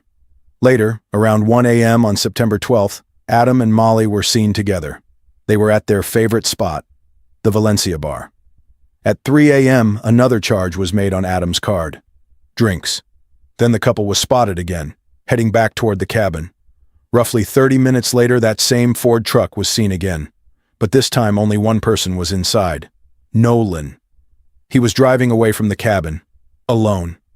That final detail snapped the timeline into place. It was all the prosecution needed to argue this wasn't spontaneous. It was first degree, deliberate, planned. With the timeline complete, they were confident the case was solid. Everyone believed Nolan had no defense. But they were wrong. Because when the trial began, Nolan and his attorney, Lori London, came armed with a version of events that would throw everything into chaos. A story no one expected, and a defense built to shake the foundation of the case. On May 17, 2018, Nolan Buchanan stood trial. The case was heard at El Dorado County Superior Court in South Lake Tahoe, California. Presiding was Judge Suzanne Kingsbury. The room was silent as defense attorney Lori London rose to speak. She told the story from Nolan's side. He wasn't guilty. He wasn't a monster. He was a son who had survived the unthinkable. According to Nolan, his father Adam lost control that night. He said Adam had poured gasoline throughout the cabin, that he turned on his family. Nolan claimed his father ended Molly's life, then Gavin's. In the dark confusion, he said he didn't realize his father had shot Gavin. He said all he saw was his brother collapse. And in that chaos, Nolan claimed he fought his father for the rifle. He pulled the trigger.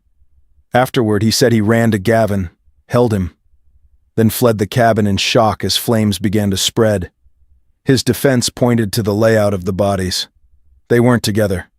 They were scattered, which matched his version. They also used Molly's journals, page after page describing the strain inside the home. Her words painted Adam as controlling, angry, a man cracking under pressure. It was a powerful narrative, but the prosecution was ready. Before they explained what really happened inside the cabin, they had to destroy Nolan's story first. And that didn't take long. First, yes, they were found in different places. But Nolan ignored one key fact. The cabin had collapsed. The fire had shifted everything. Where the remains were found didn't prove where they had fallen. Second, Nolan said he cradled his brother's body. But the autopsy told another story. Gavin had suffered major blood loss. If Nolan had truly held him in his final moments, his clothes would have been soaked. But the clothes he wore that night were found at home. Not a drop of blood. Third, the shot. Nolan said his father fired during a struggle, a fast, chaotic moment. But the medical examiner's report said something else. The bullet had entered Gavin's skull at a clean 45-degree angle. A perfect downward shot. Not from a scuffle, but from someone standing over him while he was lying down. In just a few strikes, the defense crumbled. This wasn't panic. It wasn't self-defense. Now the prosecution was ready to tell the real story. What happened that night inside the cabin, and why it wasn't about fear. It was about greed. Nolan Buchanan stood to inherit everything. The land, the business, the money. If no one found out what he'd done, it would all be his. Investigators uncovered what he'd told his grandfather more than once. That he and his father were just managing things. That they needed to handle the company better. Fix the debt. Make smarter choices. On September 11th, after the family arrived at the cabin, Adam and Molly left to go to their favorite bar. That's when Nolan made his move. He doused the cabin and the surrounding area in gasoline. Then he went to his younger brother. Gavin was sleeping, and Nolan ended his life. He waited. When Adam and Molly returned from the bar, he was ready. He fired again. Then he lit the match. By the time the fire took over the cabin, he was already gone, driving away in the Ford truck. The isolation of the area gave him a head start. The flames consumed everything before anyone noticed a thing. But what he didn't count on was how fast the truth would catch him. On June 13, 2018, Nolan Buchanan stood in court for sentencing. The jury was made up of 12 people, 5 women, 7 men. It took them only 2 hours to agree. Guilty. 3 counts of first-degree murder, with special circumstances for committing multiple killings. Nolan Buchanan was given 150 years to life. He will be eligible for parole in 25. But the legacy he wanted to inherit is gone. The company, the name, the family, burned away. And the boy who tried to take it all now has nothing left but time, and a story that still leaves people asking, how does someone become capable of this? Kristin is the most wonderful person I've ever met. She's incredible in so many ways. So kind and caring and sharing. And I just can't wait to just spend the rest of my life with her. On Monday, November 6th, 2000, Kristin Rossum, a toxicologist at the San Diego County Medical Examiner's Office. She came home around lunchtime. Her husband, Greg DeVillers, was still in bed. He'd told her earlier he wasn't feeling well and asked her to call in sick for him. She thought about waking him, but things hadn't been right between them. Not since last night. That was when she told him the truth, that she was in love with someone else. Still, Greg didn't move. Kristin paused. Her gut told her to check on him, but her fear held her back. What if he woke up angry? What if he said something she didn't want to hear? 3 hours passed. She walked back to the room slowly. She placed her hand on his back and told him that she knew he was hurt, but she needed him to know she still cared about him. But still, no response, no breath. At this moment, she realizes the coldness coming out from his body. She turned him over, her eyes locked on the stillness of his face. Greg DeVillers, her first love, wasn't breathing. Beside him on the bed, red rose petals. She shook him hard, yelled his name. The petals scattered across the floor. And what started as a quiet Monday afternoon was about to unravel into one of the terrifying murders in the country. And the mystery was only just beginning. Kristin Rossum called 911. Her voice was shaking but steady. For over 15 minutes, she stayed on the line, trying to perform CPR on her husband, trying to save the man she once called her hero. While she was still on the call, the paramedics arrived at their small apartment. It was inside the campus grounds of the University of California in San Diego. When they stepped in, the scene was cold. Greg's lips had turned blue. His body didn't respond. There was no breath, no sign of life. It was clear there was nothing more they could do there. They rushed him to the hospital. On the way, a patrol car pulled up. The first responding officer stepped out. Kristin met him with a heavy voice. She told him Greg might have tried to end his own life, that they had been on the edge of separation. It made sense on the surface. A heartbroken husband, a wife who admitted to loving someone else, a relationship falling apart. Kristin rode in the ambulance to the hospital. Meanwhile, a detective was assigned to the case, Officer Bob Jones. When he arrived at the apartment, 3 other officers were already there. They told him it was simple. The husband found out about the affair. He couldn't handle it. That was it. Case closed. But Officer Bob Jones wasn't interested in shortcuts. He wanted answers for himself. The first thing he looked for was the source. If Greg had truly chosen to do this himself, then something should have been left behind. A bottle, a note, a sign. But there was nothing. No letter. No explanation. Greg DeVillers was officially declared gone at 10:16 p.m. 2 hours later, Kristin came back to the apartment. She wasn't alone. She brought a co-worker with her, someone she introduced as a friend from the office. She spoke calmly when she met Officer Jones, told him what her day looked like, how she'd gone about the apartment, how she took a long shower because she was tired. Jones asked her if Greg had left any kind of message. She said no. But then she paused. She said the rose petals, the way Greg was holding their wedding photo. That was his message. He knew she loved the movie American Beauty. This was his way of speaking to her. Then Jones asked how Greg might have done it. Kristin told him she was sure he had used pills. She said there had been controlled medication in the apartment before. She had thrown them out because Greg was getting too used to them. But somehow he must have found them again. After taking her statement, Officer Jones headed to his desk to write the report. But something kept pulling at him. Things didn't sit right. Why no letter? Why the certainty about the pills if she didn't know where they were? And then his eyes caught something else. Something small. Something chilling. The bathtub had no stopper. It had been removed. So how does someone take a long, relaxing bath while standing the entire time? That question changed everything. And Officer Bob Jones decided that night. He wasn't closing this file just yet. Something was off. And he was going to find out what. While he tried to make sense of it all, Greg DeVillers' siblings were living through a different kind of confusion. They had just returned home from the hospital carrying the weight of a loss that didn't feel real. But it wasn't only the shock of losing Greg at 26. It was the way it happened. The explanation that he had used medication to end his life didn't sit well with any of them. Greg wasn't someone who reached for pills. He wouldn't even take something mild for a headache. The idea that he would choose a planned method involving heavy medication felt completely out of character. But what left them even more stunned was what they saw at the hospital. Moments after Kristin had stood by Greg's side for what should have been a moment of grief, she was seen embracing a coworker in a way that didn't match the tragedy she was surrounded by. It wasn't comfort, it was affection, and it came far too soon. They didn't know what to make of it. But the answers they were searching for were still waiting to arrive. Less than an hour later, their home phone rang. The hospital was calling. They said someone from Greg's family needed to come in to sign paperwork regarding a donation. Jérôme de Villers picked up the phone, but he didn't finish the call.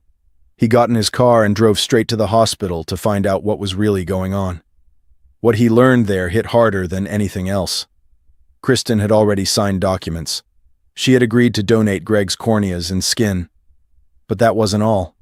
She had also requested that the rest of his remains be cremated immediately after the autopsy. Jérôme stood there, stunned. Why didn't she consult the family? Why only those specific parts? Why was there such urgency to reduce the rest of Greg's body to ashes? That night, Jérôme didn't sleep. He couldn't stop the questions from circling. And early the next morning, he walked into the police station and asked to speak with Officer Bob Jones. Jones listened carefully. He had expected more background, maybe insight into Greg's recent state of mind. But what Jérôme shared didn't close any doors. It opened more. Details that didn't align, emotions that felt out of place, and decisions made far too quickly. That same day, Officer Jones picked up the phone. If something more was hiding under the surface, he needed someone who could see it. He reached out to one of the top investigators in complex casework, a name that carried weight in the department, Detective Lori Agnew. And from the moment she joined the case, the quiet puzzle around Greg de Villers began to crack open. The truth was no longer buried. It was waiting to be uncovered. Detective Lori Agnew sat quietly as Officer Bob Jones and Greg's brother shared what they knew. She listened without interrupting. Her face didn't change much, but the moment they brought up the so-called message left behind with the rose petals, something shifted. Her eyebrows rose, not because she was surprised as an investigator, but because she understood something deeper. She was a woman, and she knew this wasn't how most men leave messages behind. Roses on a bed, a wedding photo in his arms, a reference to a film. That felt deliberate, but not in the way it was being explained. That wasn't the way a man said goodbye. That was the way a woman sent a message, a staged one. From that moment, Lori began to trust what her instincts were telling her. Greg's brother had every right to feel unsettled. Officer Jones was right to question the surface-level story, but Lori wasn't interested in starting with Kristin's version of events. Not yet. She wanted to start from the moment Kristin called for help. So she played the 911 call. Not once, but several times. Each time she listened all the way through.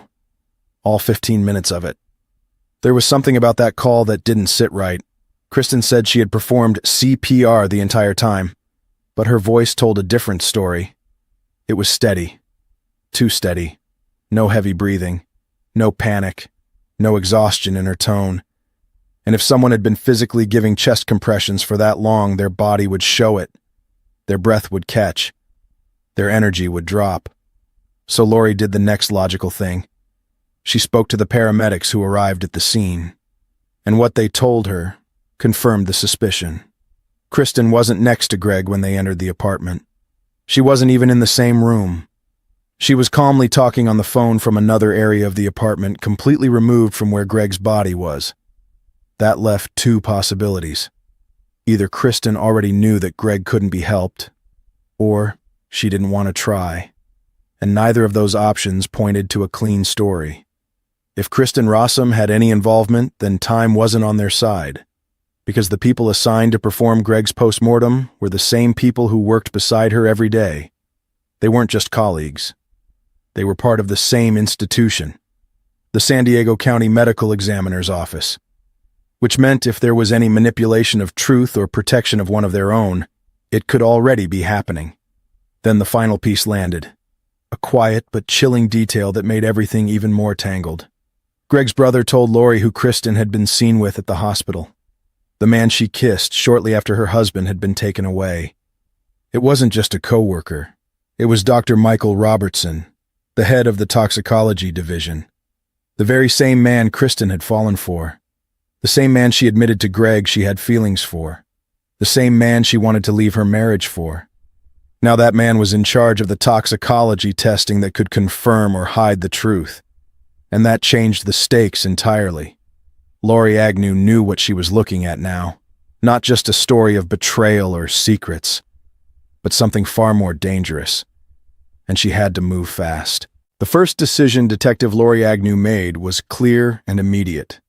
She contacted the hospital and instructed them to halt all paperwork related to organ donation and the cremation request.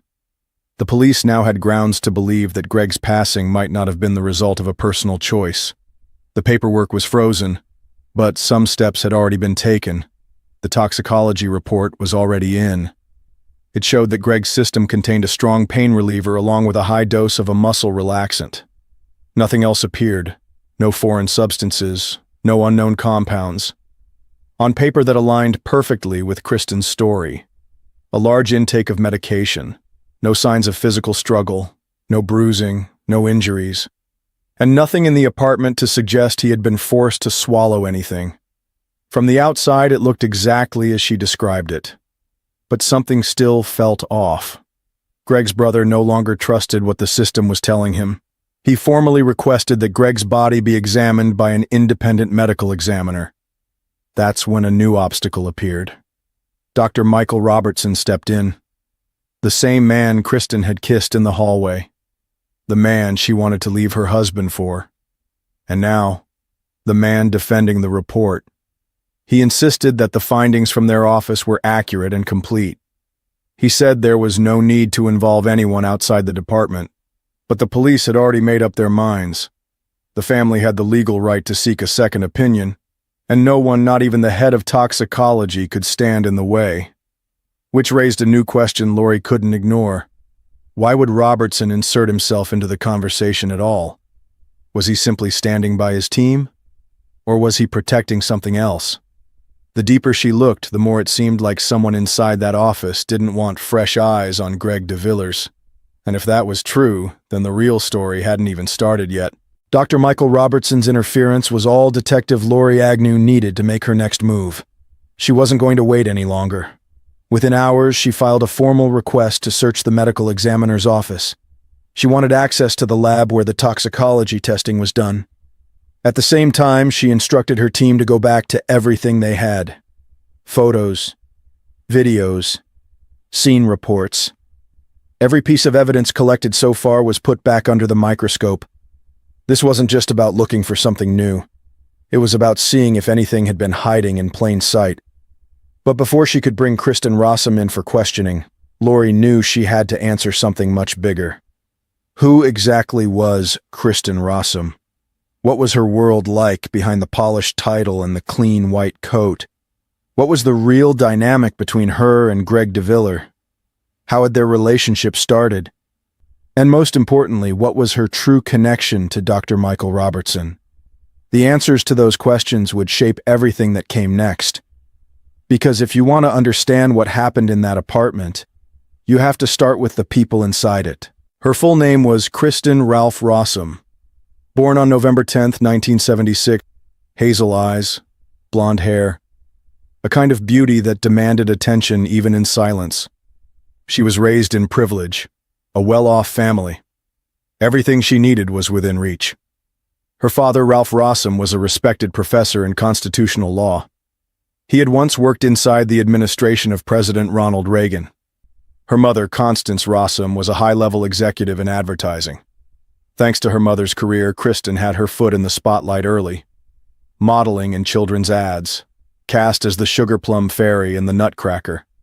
She was so talented, she replaced a professional dancer in the role. Everyone expected she was headed for a bright future in media or performance. But her teenage years told a very different story. In high school, Kristin fell into addiction. specifically to crystal meth. Her world began unraveling.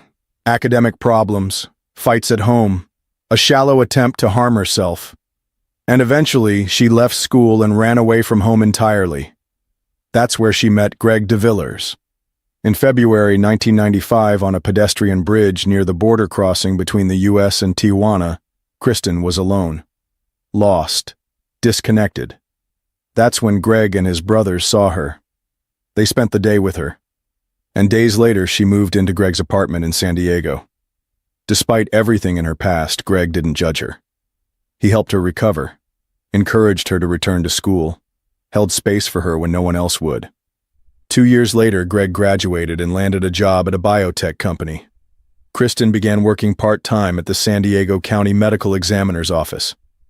By the end of that year, they were engaged. They married on June 5, 1999. At work, Kristin was reporting to Dr. Michael Robertson, an Australian national, married, professional, charismatic. Their personal lives were both unraveling in quiet ways. That's what made their connection easier to hide. According to what Detective Lori Agnew had gathered, the relationship between Kristin and Robertson had begun during her very first year of marriage to Greg. But it was what happened inside the office that concerned Lori the most. Kristin was a recovering addict, working in one of the few places where access to controlled substances was possible, and not just possible. She had been assigned to oversee the inventory of those substances just months after her relationship with Dr. Robertson began. Had he known about her past? Had he turned a blind eye? Or was it worse? Was he helping her feed a hidden habit in plain sight? While Lori was building a clearer picture of Kristin's background, her team uncovered something deeply troubling. Something that directly contradicted Kristin's version of events. One of the investigators reviewed footage from the scene. Specifically the bedroom. The bed where Kristin claimed Greg had been lying surrounded by red rose petals. The petals she said she scattered in shock. There were no petals. Not one. Which made her entire story unravel. Because even if she had thrown them in panic, at least one should have remained. This wasn't a missed detail. It was a constructed lie. Then came the bath, the one she claimed to have taken. But the tub had no stopper. So how does someone soak in water for 30 minutes without being able to hold the water in? The message with the petals. The phone call where she claimed to perform CPR. The perfect framing of Greg as a heartbroken husband who couldn't bear life without her. One by one, the lies were collapsing. But none of these inconsistencies could hold weight without physical proof. They were all circumstantial. That's why Lori was preparing to bring Kristin in for formal questioning. But just hours before the meeting, something unexpected landed on her desk. The results from the independent post-mortem Greg's family had requested. It changed everything. Yes. The new report confirmed there were painkillers and muscle relaxants in Greg's system, but not in fatal amounts. At worst, those doses could have pushed him into a coma, not end his life. The real cause was something else. A third substance was detected, one over 100 times stronger than morphine. Not only that, the report found injection marks in Greg's arm, one fresh, likely from the hospital, but another had been made 24 to 48 hours earlier. That meant Greg had been injected with something powerful. Before he was ever taken to the hospital, the discovery was a shock to the team, to Greg's family, to Lori herself. Was someone inside the medical examiner's office helping cover up the truth? Was the original report altered? Or was there something more complex going on? The answers wouldn't come from Kristin's words. They were hiding in the building where she worked. That's why Detective Lori Agnew made her decision. She would postpone the interrogation, and instead she and her team would walk straight into the medical examiner's office. Not to ask questions, but to search for what was being hidden. The first place Detective Agnew and her team moved toward once inside the medical examiner's office was Kristin Rossum's workspace. Not just because it might contain evidence, but because she was the one responsible for managing the controlled substance inventory, and what they found inside was deeply disturbing. In a drawer tucked behind some files, they discovered a crumpled paper bag from a local pharmacy. Next to it was a small pipe, the kind used for illicit substances. It was stained with residue. The pipe was sent for testing. The results were undeniable.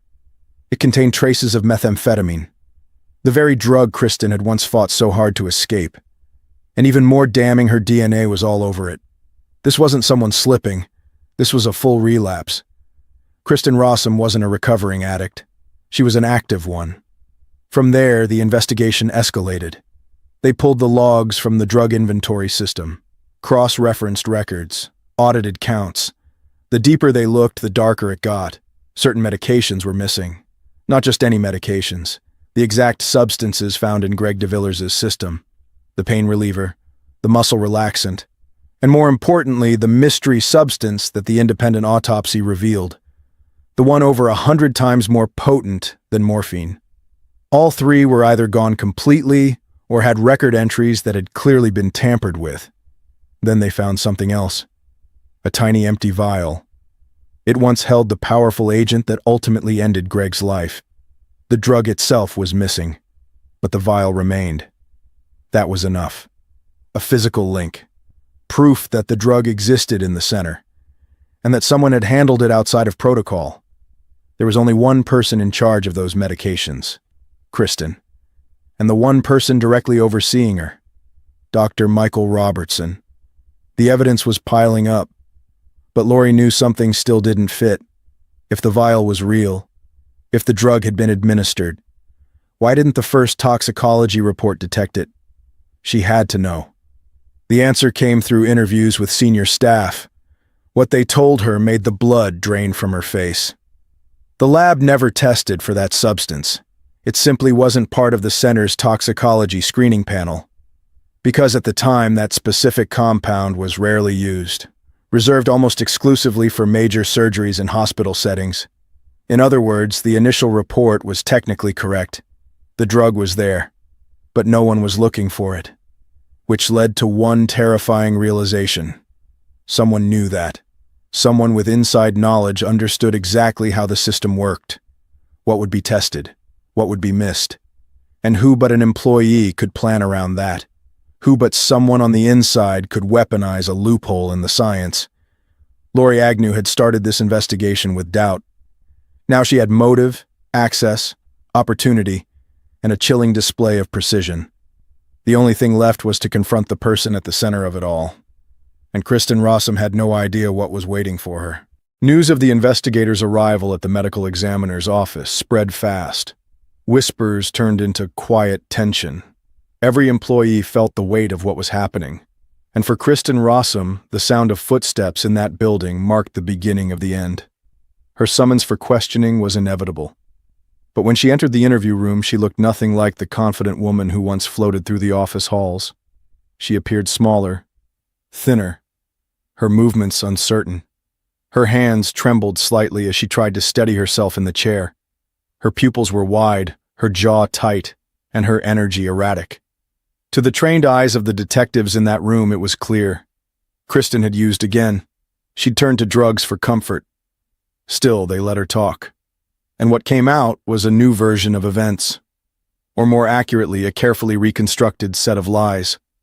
Kristin said Greg had become obsessive, that the marriage had begun to deteriorate almost immediately, that she felt trapped, that he couldn't accept the relationship was falling apart. She admitted to the affair with Dr. Michael Robertson, but painted it as the result of emotional neglect.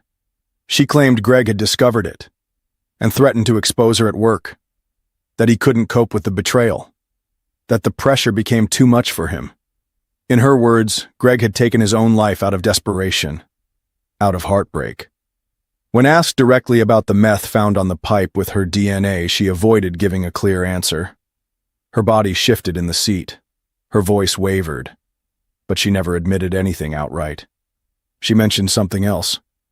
She said Greg had given her long-stem roses for her birthday, days before everything happened, and that he had used those same flowers in his final moments, just like the scene in her favorite film American Beauty.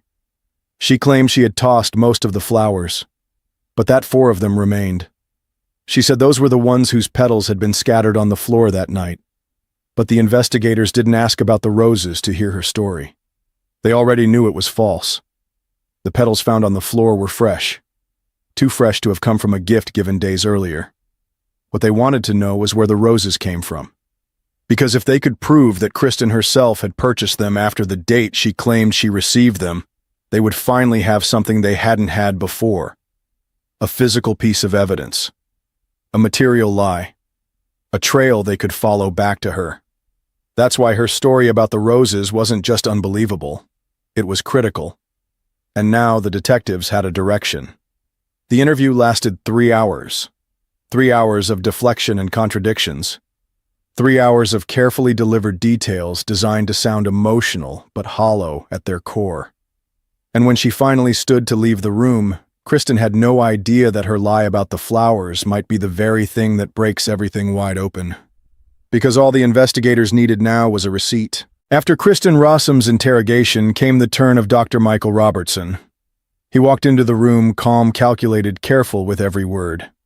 He admitted to the relationship with Kristin, but remained vague when the conversation turned to Greg DeVillers. When asked about the highly potent substance that ultimately ended Greg's life, he claimed complete ignorance. Said he'd never handled it, never discussed it, knew nothing about it. But what he didn't know was that the investigators had already traced his movements in the weeks before the incident, and what they found was unsettling. He and Kristin had traveled together to attend a professional conference, a full week spent sharing a hotel room, a full week focused on advanced pharmacology, and one of the main topics of that event was the same substance later found in Greg's body. They hadn't just learned about it, they had studied it, in detail. Had they started planning it there? That question now haunted the room. Despite the suspicions, there wasn't enough to hold him. Dr. Michael Robertson was released as the investigation continued. But what followed caught everyone off guard. Soon after being dismissed from his position at the medical examiner's office and amid growing scrutiny, Robertson packed his things and returned to his home country of Australia. He left Kristin behind, cut off contact completely. With that, the investigators made their move. Kristin Rossum was officially arrested. The charge, taking the life of Greg DeVillers. And as she was being taken into custody, something seemingly small shifted the entire case. While searching through her belongings, one of the detectives found a discount card from a local shop, a store near the apartment, a place that sold flowers. He followed that lead. At the store, he asked about the card. Had it been used recently? The answer was yes. Records showed that Kristin had made a purchase the day before Greg's life ended. Cold medicine, and a bouquet of fresh, long-stem roses. She had paid in cash. But the card had been scanned.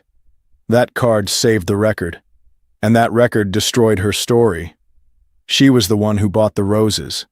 Not days before, but the night before the scene she had tried to stage. That single receipt became the physical proof they had been missing. Combined with the overwhelming circumstantial evidence, the case against her was now complete. The presence of fentanyl in Greg's system, the hidden romantic connection between Kristin and her superior, the staged petals, the lies under pressure, everything pointed in one direction. Kristin Rossum was charged with first-degree murder. She spent 6 months in custody before being released on bail. Her family posted the $1.25 million bond. Her trial began in October 2002. Media outlets across the country descended on the courtroom. It took the jury only 8 hours to reach a verdict. In November 2002, Kristin Rossum was found guilty of intentionally ending the life of her husband, Greg DeVillers. She was sentenced to life in prison without the possibility of parole. Her new home, the Central California Women's Facility in Chowchilla, the same hands that once reached for roses now held steel bars, and the woman who once seemed untouchable now had nowhere left to hide. Some of the details which came out were a surprise. There was never any doubt in our mind that Joe had been murdered and that we fully expected him to lie when he went into the witness box. We saw no emotion or remorse or regret for what he did to Joe. Christmas morning 2010. Daniel and Rebecca Birch were walking their dog Roxy through the snowy trails near their home in Phelan. They spoke of dinner later that night, but just beyond the tree line something waited. On the walk back, Roxy suddenly stopped. Then she lunged forward, barking hard, pulling the leash. And that's when everything changed. 2 legs, 1 foot bare, the other wearing a long winter sock, blue denim jeans. Daniel's voice cracked as he told Rebecca to call the police. Officers arrived quickly. They brushed away the snow. A young woman lay there, partially covered in ice. She was wearing a pink shirt, the right side pulled down, exposing her shoulder. The way her body was placed, it didn't feel random. Whoever left her here wanted her to be found like this. It was careful, almost posed. One of the officers stepped back and quietly said the name everyone feared. We found Joanna Yates. At that moment, a missing person case that had gripped the city of Bristol shifted into something far darker. A nightmare had begun, and every woman in England would soon be warned. Don't walk alone. Detective Phil Jones had seen his share of difficult cases, but this wasn't just another search for a missing woman. The body of 25-year-old Joanna Yates had been discovered 3 miles from her home, left in the cold under a quiet snowfall. Joanna had been reported missing by her boyfriend, Greg Reardon, on December 17, 2010. For a week, her face was everywhere in Bristol. Flyers, news alerts, desperate pleas from friends and family. But now those faces were frozen in shock. Joanna wasn't missing anymore. She'd been found in the snow, motionless. The freezing temperature had preserved her completely. That preservation was a blessing. It would help the pathologist eventually determine how she died. But first, her body had to return to normal temperature. That would take at least 24 hours, and Phil Jones knew he didn't have that kind of time. Every hour that passed made the truth harder to reach. Fear was spreading fast through Clifton, Bristol. So Jones made a decision. He ordered his team to rewind everything. Start from the moment Joanna vanished. Revisit every witness, every line of the original missing person report. Someone knew more than they had said, and Jones was about to find out who. The first red flag in the case came from something that should have been straightforward. Greg Reardon's emergency call. It was the boyfriend who first alerted police that Joanna Yates had gone missing. But Detective Phil Jones couldn't shake one thing about that call. The date. Greg had made the report on December 19th, 2 full days after Joanna was last seen. That delay immediately raised questions. Why would a man wait 48 hours to report his girlfriend missing? Jones replayed the call. Greg's voice held tension, but not panic. It was more controlled than the situation demanded. A girlfriend. Alone. Unreachable. And yet the urgency wasn't fully there. Something wasn't adding up. So Jones dug deeper into Greg's timeline. According to Greg, he left their shared flat at 144 Canongate Road in Clifton, Bristol, around 6 p.m. on December 17th. He was heading to Sheffield to spend the weekend with his family before Christmas. The drive should have taken 3.5 hours, but traffic was heavy. It stretched to nearly 4. While stuck on the road, Greg said he passed the time texting Joanna. She told him she planned to go out for drinks with friends that night and head home afterwards. They kept texting until 8:45 p.m. That was the last message he ever got from her. He arrived at his family home around 10 p.m., sent her another message to say he'd made it. No reply. Greg told detectives he spent the next 2 days calling, texting, and leaving voicemails. Nothing. He assumed she was busy. Maybe she just needed time alone. But on December 19th, he returned to Bristol. That's when everything changed. He found the front door unlocked. Inside, her phone was still in her coat. Her purse untouched. 2 bottles of cider on the counter, one opened, barely touched. A Tesco receipt on the kitchen table showed she'd bought an oven pizza. But there was no sign of the pizza. Greg called her parents in Hampshire. They hadn't heard from her since December 16th. That was when Greg finally called the police. But Detective Jones still wasn't convinced. Why hadn't Greg reached out to her family sooner? Why wait until after the trip to return home? Why not call emergency services the moment she missed a full day of contact? And more importantly, was there anything solid to back up his story? Did anyone or anything prove Greg Reardon was exactly where he said he was on the night Joanna disappeared? The answer to Detective Jones's questions wasn't buried deep. In fact, it was right in front of him. Investigators working the case during the week before Joanna's body was found confirmed something important. Greg Reardon's alibi was solid. His family in Sheffield told police he arrived around 10 p.m. on December 17th. That lined up with the timeline he'd given. But there was more than just words to back it up.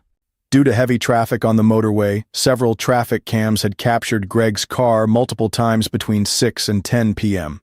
Each timestamp matched the route to his parents' house. Then came the texts. Every single message he sent to Joanna had pinged from phone towers near Sheffield. The digital trail confirmed it. Greg wasn't in Bristol when Joanna vanished. So, if all of this was true, why the delay? Why not call her family sooner? Why wait to alert the police? Was there something unspoken between them? Before Jones could dig further into that question, a new piece of evidence landed in front of him, and it would change everything. One of the officers tracking CCTV near Joanna's flat had spotted something chilling. A pale SUV had been caught on camera moving through the area around the time she vanished. The same model was later seen near the remote lane where her body was discovered. But there was a problem. The snowstorm that blanketed Bristol that weekend had blurred every camera angle. The license plate was unreadable, the driver invisible. So, investigators turned to those closest to Joanna. Family, friends, neighbors, anyone who might recognize the vehicle. But no one did. No one had seen it before. Two possibilities emerged. Either the driver was someone Joanna trusted enough to let inside, because there was no sign of forced entry, or the vehicle had nothing to do with the case. A coincidence. A passing stranger. With no clear lead, detectives made a decision. They released an image of the SUV to the public on the department's Facebook page, hoping someone might recognize it. What came next wasn't clarity. It was chaos. Tips poured in. All of them dead ends. But the speculation didn't stop there. Online commenters pushed a darker theory, that Joanna had been hiding a secret, that maybe she was seeing someone else. Maybe that SUV belonged to a man no one knew about. Maybe Greg had found out. That's why he waited 2 days to call. The whispers spread fast. Even as Joanna's family grieved, they were forced to face a new wave of judgment. But they refused to stay silent. In a public statement, they addressed the speculation head-on. They wanted the whole world to know who she really was. Her name was Joanna Claire Yates. Born April 19, 1985. Raised in the quiet town of Hampshire by her parents David and Teresa Yates. They gave her everything they could. Private schooling, dreams supported, and a life built with care. Joanna was the kind of woman who didn't just light up a room. She pulled people into her orbit. Among her friends, she was the heartbeat of every gathering. Loud laughs, spontaneous ideas, a rare mix of bold and kind. Her mother, Teresa, said they weren't just mother and daughter. They were best friends. They did everything together. She studied landscape architecture at university. After graduation, she landed a job in the field. That's where she met Greg Reardon, both 25. Both passionate about design and creating beauty in outdoor spaces. Their connection started at the office, but quickly became something more. And soon after that, they made a big decision. Their firm was relocating to Bristol. So were they. They moved into a ground-floor flat in Clifton. Their families believed this was it. Greg and Joanna were building something real. And according to everyone who knew her, Joanna was loyal. She had no other romantic ties. Nothing hidden. Still, that didn't stop the rumors. The moment doubt entered the public's mind, the speculation grew louder. That silence over the weekend, the missed texts, the unreturned calls, made people wonder. That's when Rebecca Scott, Joanna's closest friend, stepped forward. She didn't just defend Joanna. She explained something critical. Joanna wasn't glued to her phone like most people. She was known for going hours, sometimes a full day, without checking it. Her friends knew this. Her boyfriend knew this. Then Greg spoke. He described the signal problems in their flat, the weak reception, the dropped messages.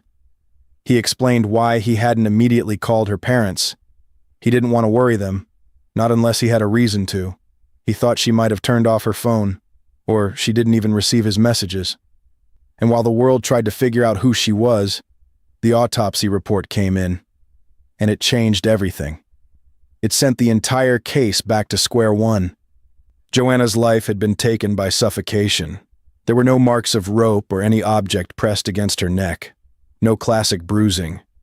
The evidence pointed to something more disturbing. She'd been held. Her breath slowly taken away. Not in a rush of violence, but in a steady, relentless grip. But Joanna hadn't given up easily. 43 wounds scattered across her neck, her face, her arms. All spoke of fierce resistance. She fought back with everything she had. But what caught investigators off guard was the rest of the picture. There were no injuries below her waist. No evidence of sexual assault. Her lower body was untouched. The killer hadn't violated her in the way so many feared. But this absence, the restraint, felt just as chilling. The most unsettling details came at the end of the autopsy report. Joanna had bought a pizza that night, but her stomach was empty. She'd never taken a single bite. There was no pizza box in the bin, no scraps in the kitchen.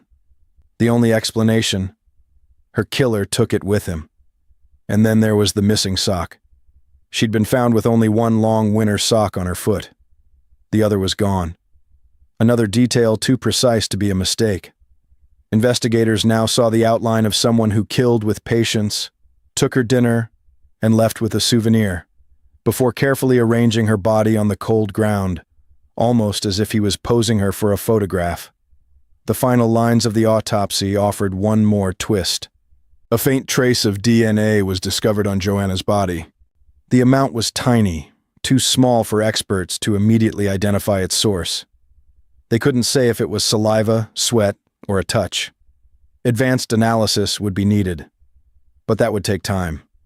So the detectives built their theories around what little they had. Someone had either followed Joanna to her door and slipped in behind her, or they'd already had a key. Either way, the killer was inside before she ever got the chance to lock up. With nothing left to chance, they would go back, frame by frame, through 80 hours of CCTV footage collected in the days before Joanna was found. Every second could hold the clue they needed. Joanna Yates finished work as usual on Friday, December 17, 2010. After work, she went out with some friends to a pub. They spent about 2 hours together at the Ram pub.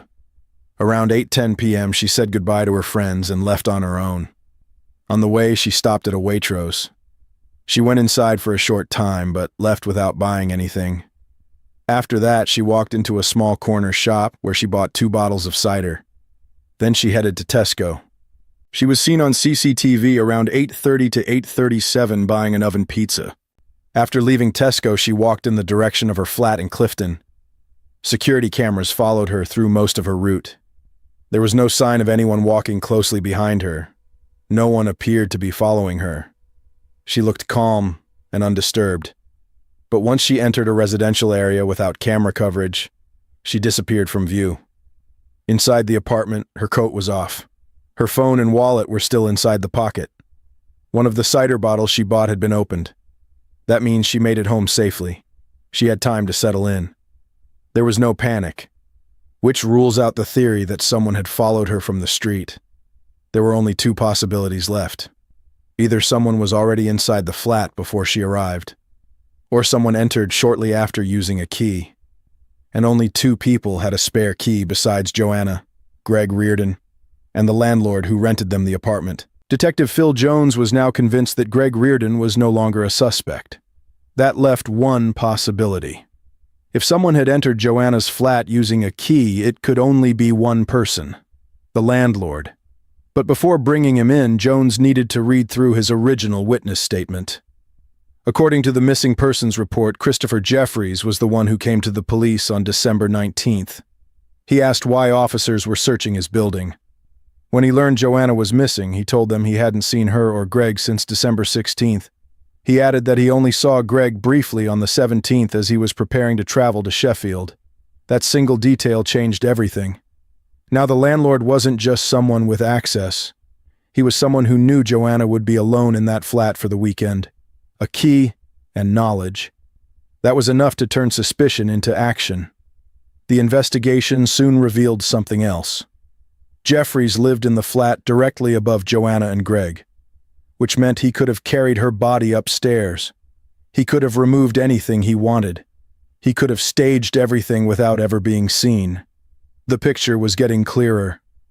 And there was only one thing left to do. At 7 a.m. on December 30th, Christopher Jeffries was officially arrested. What happened inside the interview room that morning didn't stay in Bristol. It spread across the country. The press swarmed the station. The public finally had a name. The idea that the police had found someone was a relief, especially after the post-mortem report had described a crime too calculated, too cold to be random. Officers had warned women across Bristol not to walk alone. Now they had someone to blame. But what reporters found out inside that station was stranger than fiction. Jeffries had long been described by neighbors as odd, private, nervous, unpredictable. He rarely spoke, and when he did, it was sharp and formal. When asked where he had been on the night of December 17th, he said he was home, alone. When asked for proof, his voice changed. He grew angry, then stopped answering questions altogether. From that point on, he said just 2 words, no comment. Detectives believed they had their man. They filed for an extended detention order. They searched his car, they searched his home, and they took his DNA sample. If it matched the faint trace found on Joanna's body, the case would be closed. When they entered his flat, what they found only deepened the unease. No television, only stacks of books, an old monitor, dozens of VHS tapes. No one else lived there. But despite the atmosphere, there was no physical evidence in the flat, no trace in the car. All they could do now was wait. Outside the station, the public had already made up their minds. Jeffries was guilty. He fit their idea of a monster, 65 years old, a wealthy retired English teacher, but no wife, no children, no warmth. For the media, that was more than enough. But inside the station, there was still no actual proof. They would release him. And then, just hours before the release, something happened that none of them saw coming. A phone call came in. It was Vincent Tabak, a neighbor who lived across the hall from Joanna. He was calling from the Netherlands, where he had gone to spend Christmas with his family. He said that on the night Joanna disappeared, he looked out his window and saw Christopher Jeffries' car parked in its usual spot. Later that same night, he looked again. Same car, but now parked in reverse, turned 180 degrees. That changed everything. It wasn't just Jeffries saying he was home. It was his car being moved, and someone had seen it. Police ordered him held until the DNA results came back. 2 days later, the results were in. The DNA on Joanna's body had been fully analyzed, and then compared to Jeffries' sample. Reporters waited outside expecting the confirmation, expecting the closure. But instead, Nick Gargan, head of Avon and Somerset Police, stepped forward and announced that Christopher Jeffries is no longer a suspect, and he will be released as soon as possible. The DNA was not a match. There was no physical evidence linking Jeffries to the scene. The key he had for Joanna's flat hadn't even been used. It was a spare, untouched. And with that, Christopher Jeffries was released. But the damage was already done, because while the real killer remained free, the world had already chosen the wrong man. While Christopher Jeffries began preparing legal action against every media outlet that had judged him without evidence, the pressure on Avon and Somerset Police hit a breaking point. Everyone had believed they were safe. Everyone thought the killer had been caught. But now the truth was out. The wrong man had been accused, and the real one was still out there. During Jeffries' arrest, leaks about the case had spread. Details of Joanna's final moments. Details about how calculated the crime had been. The idea that someone like Joanna could vanish without a trace left everyone wondering who could be next. The police responded fast. More than 80 investigators were pulled from across the country. They were given full authority. They have one goal: to find the person who ended the life of Joanna Claire Yates. The new team came in with fresh eyes. They didn't just continue the investigation, they broke it down, piece by piece. And that's when something strange caught one detective's attention. One neighbor had barely been questioned. He had only been asked if he had seen Joanna the night she disappeared. His answer was short. No real connection to her or Greg. Just surface-level familiarity. He added that he spoke to Greg on the day he left for his holiday. The man's name was Vincent Tabak, the same neighbor who had called the police from the Netherlands, the one who had claimed to see Christopher Jeffrey's car parked forward and later in reverse, the same man who claimed not to know Joanna or Greg well, even though he lived directly across from their flat, on the same floor, for over a year and a half, even though he had chatted with Greg recently. Does he also knew about Greg's plan for the weekend? And suddenly the man who had offered information started to look a lot more like someone hiding something.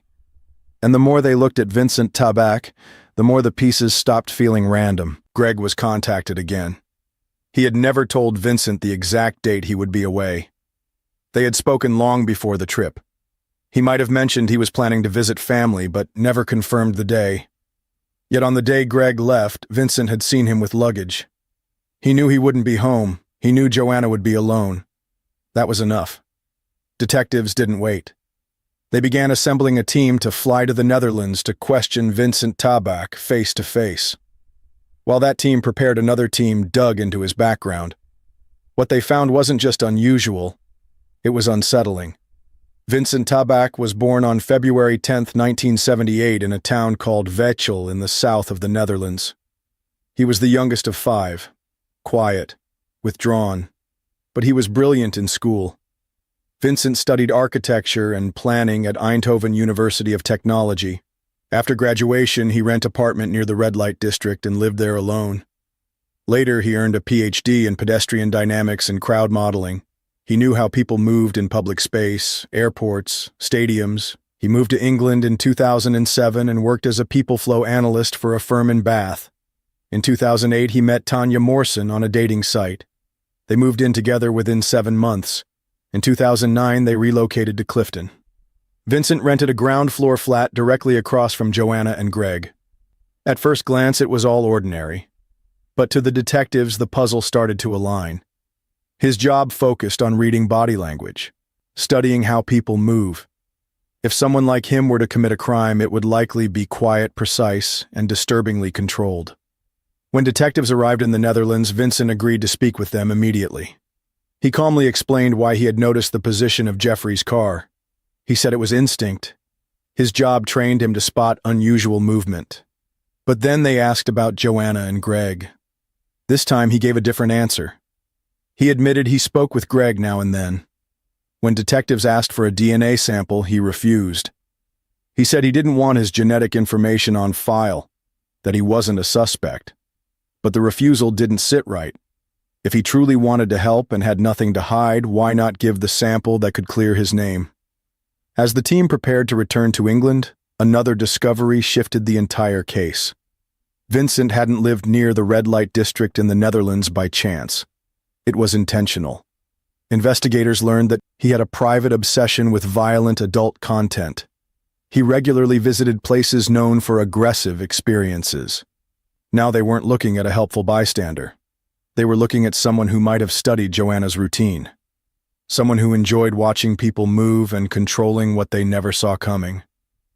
Now the detectives had enough. They filed for a full search of his home and car. And from this moment forward, everything would begin to unravel. The search of Vincent Tabak's home and car revealed a series of shocks that would not only stun the people of England, but ripple all the way into the Netherlands. They looked for anything physical, traces of pizza, the missing sock, anything from Joanna's flat. But the apartment was clean. They lifted fingerprints. No sign that Joanna had ever been in his flat. It started to feel like another dead end. Then they seized his computer, and everything changed. At first it was just noise, thousands of files, photos, videos, almost all of them disturbing. He had an obsession with violent adult content. But hidden among all that was a folder, only 2 images inside. That alone stood out, because this wasn't a man who kept things minimal. These 2 images showed a woman on the floor. Her body posed in a way that was hauntingly similar to how Joanna had been found. One of the photos came from an adult film, but the positioning was precise. Alongside those images, detectives found something else. A search history. It included queries about the legal difference between manslaughter and murder. It also included a map search for the exact spot where Joanna's body had been found. None of this was physical evidence, but it painted a chilling picture. Then the results from his car came in. Fibers from the car matched those found on Joanna's body, and in the trunk, they found traces of her blood. There was no way to explain it away. The moment Vincent Tabak returned to England, he was arrested, and a DNA sample was taken immediately. The match was confirmed. It was the same DNA found on Joanna's body. Everyone expected the case to be over, but Tabak wasn't done. He claimed he wasn't even home during the time of the crime. He said he had been at Asda. Surveillance footage did show him there. He said he was texting his girlfriend Tanya. The messages lined up. He claimed that his DNA could have been transferred by accident. He was the neighbor. He might have touched something she later touched. And yes, he liked violent content, but he never acted on it. His family in the Netherlands were furious. They insisted he was innocent, that the police had targeted the wrong man. Again. But the debate was short-lived, because Vincent Tabak made a decision no one saw coming. He asked to speak with the prison chaplain. There, he confessed. He admitted to killing Joanna Claire Yates, but claimed it wasn't intentional. In court, his full statement was read. He said it happened on December 17th. Joanna had returned from the pub and entered her flat. Vincent said he followed just seconds later. He claimed she welcomed him in, that she smiled, that she might have been flirting. But when he tried to get closer, she pushed him away. He panicked. He grabbed her and put his hand on her nose and mouth until she stopped moving. He carried her body to his car, drove to Asda to create an alibi, bought a few items. He texted his girlfriend to appear normal. Then he drove to Longwood Lane, covered her body in snow, and went home as if nothing happened. The trial began on October 7, 2011 at Bristol Crown Court. It lasted 3 weeks. The judge and jury visited the flat where Joanna lived. They stood where she died. They walked the lane where her body was left. The jury reached a verdict after 2.5 days. Vincent Tabak was found guilty. The sentence was life in prison. Minimum term 20 years. Thank you for watching. If you enjoyed this video, don't forget to like and subscribe for more true crime documentaries. See you in the next video.